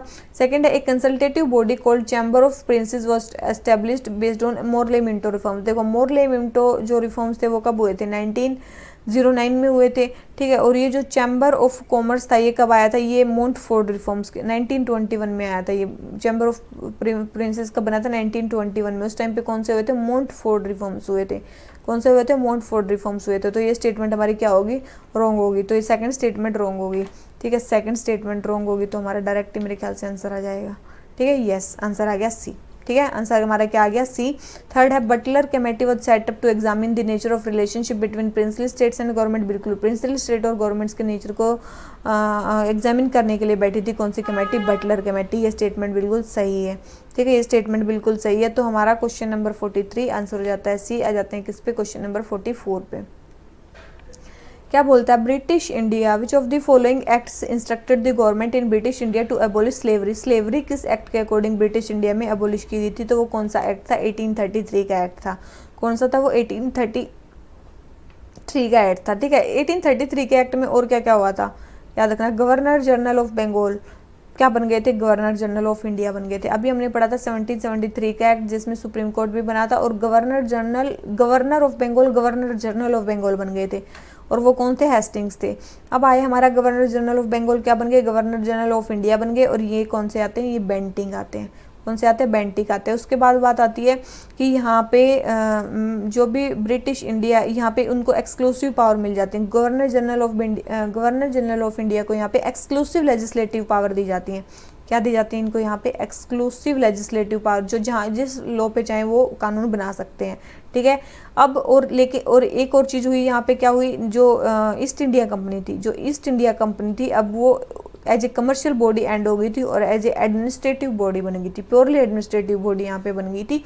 तो ये हो गया हमारा 1833 का एक्ट। तो क्वेश्चन नंबर 44 आंसर बी। आ जाते हैं किस पे, क्वेश्चन नंबर 45 पे। ब्रिटिश एंड इंडियन कॉन्स्टिट्यूशन के बारे में बताना है, क्या चीज़ कॉमन है, देखो कॉमन बतानी है। सबसे पहले रूल ऑफ लॉ, बिल्कुल रूल ऑफ लॉ तो वहाँ पे भी है, यहाँ पे भी है। रिटन कॉन्स्टिट्यूशन, इंडिया में रिटन है लेकिन ब्रिटिश में तो नहीं है। थर्ड है फेडरल, देखो वहाँ पे ब्रिटिश में है unitary feature of government polity, और यहाँ पे है कौन सा, फेडरल, तो ये भी कॉमन नहीं है। फोर्थ है पार्लियामेंट्री, बिल्कुल पार्लियामेंट्री फॉर्म ऑफ तो कॉमन है। तो आंसर क्या आ गया हमारा डी, ठीक है। नॉर्मल सी चीज़ें हमें जो है वो कंपेयर कर दिया। आ जाते हैं किस पे, क्वेश्चन नंबर 46 पे। सुप्रीम कोर्ट के बारे में क्या चीज़ सही नहीं है, मतलब रोंग लिख दो यहाँ पे, ठीक है। जिसको समझ में नहीं आता ना करेक्ट नॉन करेक्ट, मेरे पास कमेंट आए हैं कि मैम करेक्ट और नॉन करेक्ट में कैसे, तो जहाँ पे भी नॉन करेक्ट लिखा है वहाँ पे रोंग लिख लो। तो कौन सा स्टेटमेंट रोंग है वो देख लो। सबसे पहले, in any dispute between centre and one और more state it has original and exclusive jurisdiction. इसके पास देखो ये तो बिल्कुल सही है, इन्हीं के पास एक्सक्लूसिव जुरिडिक्शन होती है। सेकंड है, ओरिजिनल जुरिडिक्शन जो है फंडामेंटल राइट्स के केस में इनके पास भी होती है, साथ में हाई कोर्ट्स के पास भी होती है, बिल्कुल होती है। Appeal by special leave can only be granted in final judgment, ऐसा नहीं है चाहे जजमेंट बीच में हुआ हो, चाहे कैसा भी हो, किसी भी कोर्ट ने दिया हो, एक्सेप्ट मिलिट्री या कोर्ट मार्शल, तो वो केसेस उसके पास जा सकते हैं। ऐसा नहीं है फाइनल जजमेंट ही जाएगा, ऐसा नहीं है, मिडल में भी जा सकता है। तो थर्ड स्टेटमेंट रॉन्ग होगी हमें तो, और हमें रॉन्ग ही बतानी है। तो आंसर हमारा डायरेक्ट क्या आ गया, सी, ठीक है। ये मैं करवा भी चुकी हूँ, तो ये भी ठीक है। प्रेसिडेंट जो है वो ओपिनियन लेते हैं सुप्रीम पब्लिक इंपॉर्टेंस के मैटर में सुप्रीम कोर्ट का। 16 साइकी क्या है, 16 साइकी क्या है, एक एस्टेरॉयड है। क्या एक 16 साइकी एक एस्टेरॉयड है। और आपको पता होगा नासा जो है एक साइकी मिशन भी चला रहा है। कौन सा मिशन चला रहा है, नासा एक साइकी मिशन भी चला रहा है। ये कब लॉन्च होगा, ये 2022 में लॉन्च होगा। कब होगा, ये 22 में लॉन्च होगा। ये इस एस्टेरॉयड को कम्प्लीटली स्टडी करने के लिए जाएगा और मेनली 2026 में वहाँ पे लैंड करेगा और देखेगा कि जो भी साइंटिस्ट बोल रहे हैं कि ये जो अर्थ कोर, मतलब अर्थ की कोर में जो निकल और आयरन से बने हुए हैं ना, तो बोल रहे हैं कि ये जो एस्टेरॉयड है ये भी मतलब निकल और आयरन से बना हुआ है, ऐसा बोल रहे हैं। तो उसको देखने के लिए जाएगा नासा का साइकी मिशन। तो याद रखना 47 आंसर ए। आ जाते हैं क्वेश्चन नंबर 48 पे। फायर के बारे में बताना है। फायर क्या है, देखो फायर प्रोग्राम है, ये है फंड, एफ से है fund for industrial research and engagement, ठीक है, बस याद रख लेना। Fund for industrial research and engagement है ये फायर मिशन। तो सबसे पहले it is initiative to bring together industry and academia on a common platform to co promote innovative practice, बिल्कुल। और ये नीति आयोग और इंटेल इंडिया मिलकर इसको चला रहे हैं। तो ये भी स्टेटमेंट क्या करेक्ट है? क्या करेक्ट है? बिल्कुल गलत है, क्योंकि इसमें नीति आयोग नहीं है। इसमें कौन सी ऑर्गेनाइजेशन है? SERB। कौन सी है? SERB, science and engineering research board. Science and engineering research board. और वो किस डिपार्टमेंट के अंदर आता है? ये department of science and tech के अंदर आता है, ठीक है। इंटेल इंडिया और सर्ब मिलकर इसको चला रहे हैं, नीति आयोग नहीं चला रहा है। तो second statement wrong, first statement correct. तो आंसर हमारा क्या हो जाता है? ए। मेनली क्या क्या कर रहे हैं? ये इंडस्ट्री को अकेडमिया से जोड़ने की कोशिश कर रहा है ये फंड, ठीक है। उसमें फंड प्रोवाइड किया जाएगा। आ जाते हैं किस पे? क्वेश्चन नंबर 49 पे। अटॉर्नी जनरल, देखो हम बहुत अच्छे से कर चुके हैं अटॉर्नी जनरल के बारे में, ठीक है। सबसे पहले ही enjoys all the privileges that are available to MPs, बिल्कुल सारी प्रिविलेजेस मिलती हैं इनको। ज्वाइंट सिटिंग में ही बैठ सकते हैं। और बोल रहे हैं कि कैबिनेट का पार्ट होते हैं, बिल्कुल भी नहीं है, सेंट्रल कैबिनेट का पार्ट नहीं होते हैं, ठीक है। तो थर्ड स्टेटमेंट रॉन्ग हो गई, हमारी फर्स्ट स्टेटमेंट करेक्ट है। तो आंसर हमारा क्या हो गया? ए, ठीक है। नॉर्मल सा क्वेश्चन था, इसमें कुछ नहीं था। और आर्टिकल 76 में इसको मेंशन किया गया अटॉर्नी जनरल को। फिर आ जाते हैं डॉक्ट्रिन ऑफ सिवरेबिलिटी। देखो डॉक्ट्रिन ऑफ सिवरेबिलिटी को बोला जाता है डॉक्ट्रिन ऑफ सेपरेबिलिटी भी बोला जाता है। क्या बोला जाता है? डॉक्ट्रिन ऑफ सेपरेबिलिटी मतलब मान लो आपने कोई कानून बनाया, और मान लो आपने कोई कानून बनाया, उसमें मान लो 10 प्रोविजन है, उसमें से एक प्रोविजन जो है वो कॉन्स्टिट्यूशन के प्रोविजंस को, मतलब कॉन्स्टिट्यूशन के अगेंस्ट जा रहा है। तो इस पूरे कानून को डिलीट करने की बजाय इसी प्रोविजन को डिलीट कर दो, तो और कानून, सारा कानून बच जाएगा। इसी को बोलते हैं, उसको हटाने को बोलते हैं doctrine of severability. If some particular provision of statute offends और is against a constitutional limitation, only that offending provision will be deleted void by the court and denote the entire statute. तो इसको बोलते हैं क्या? Doctrine of सिवरेबिलिटी, ठीक है। इसको क्या बोलेंगे? डॉक्ट्रिन ऑफ सिवरेबिलिटी या डॉक्ट्रिन ऑफ सेपरेबिलिटी। तो ये क्वेश्चन हो गया हमारा कंप्लीट, क्वेश्चन नंबर 50, आंसर हो गया बी, ठीक है। तो इसी नोट पे हमारे 50 क्वेश्चन कंप्लीट हो जाते हैं। अगर आपको वीडियो अच्छी लगी हो तो लाइक करना और चैनल को सब्सक्राइब करना मत भूलना, ठीक है। और चैनल को तो सब्सक्राइब कर ही दिया करो, चाहे मैं बोलूँ चाहे ना बोलूँ, ठीक है। अपने घर में अगर आप एक हो तो आपके घर में 5 लोग हैं, 5 के फ़ोन से सब्सक्राइब कर दो, ठीक है। तो चलिए इसी नोट पे आज का लेक्चर खत्म करते हैं। Thank you very much, bye bye.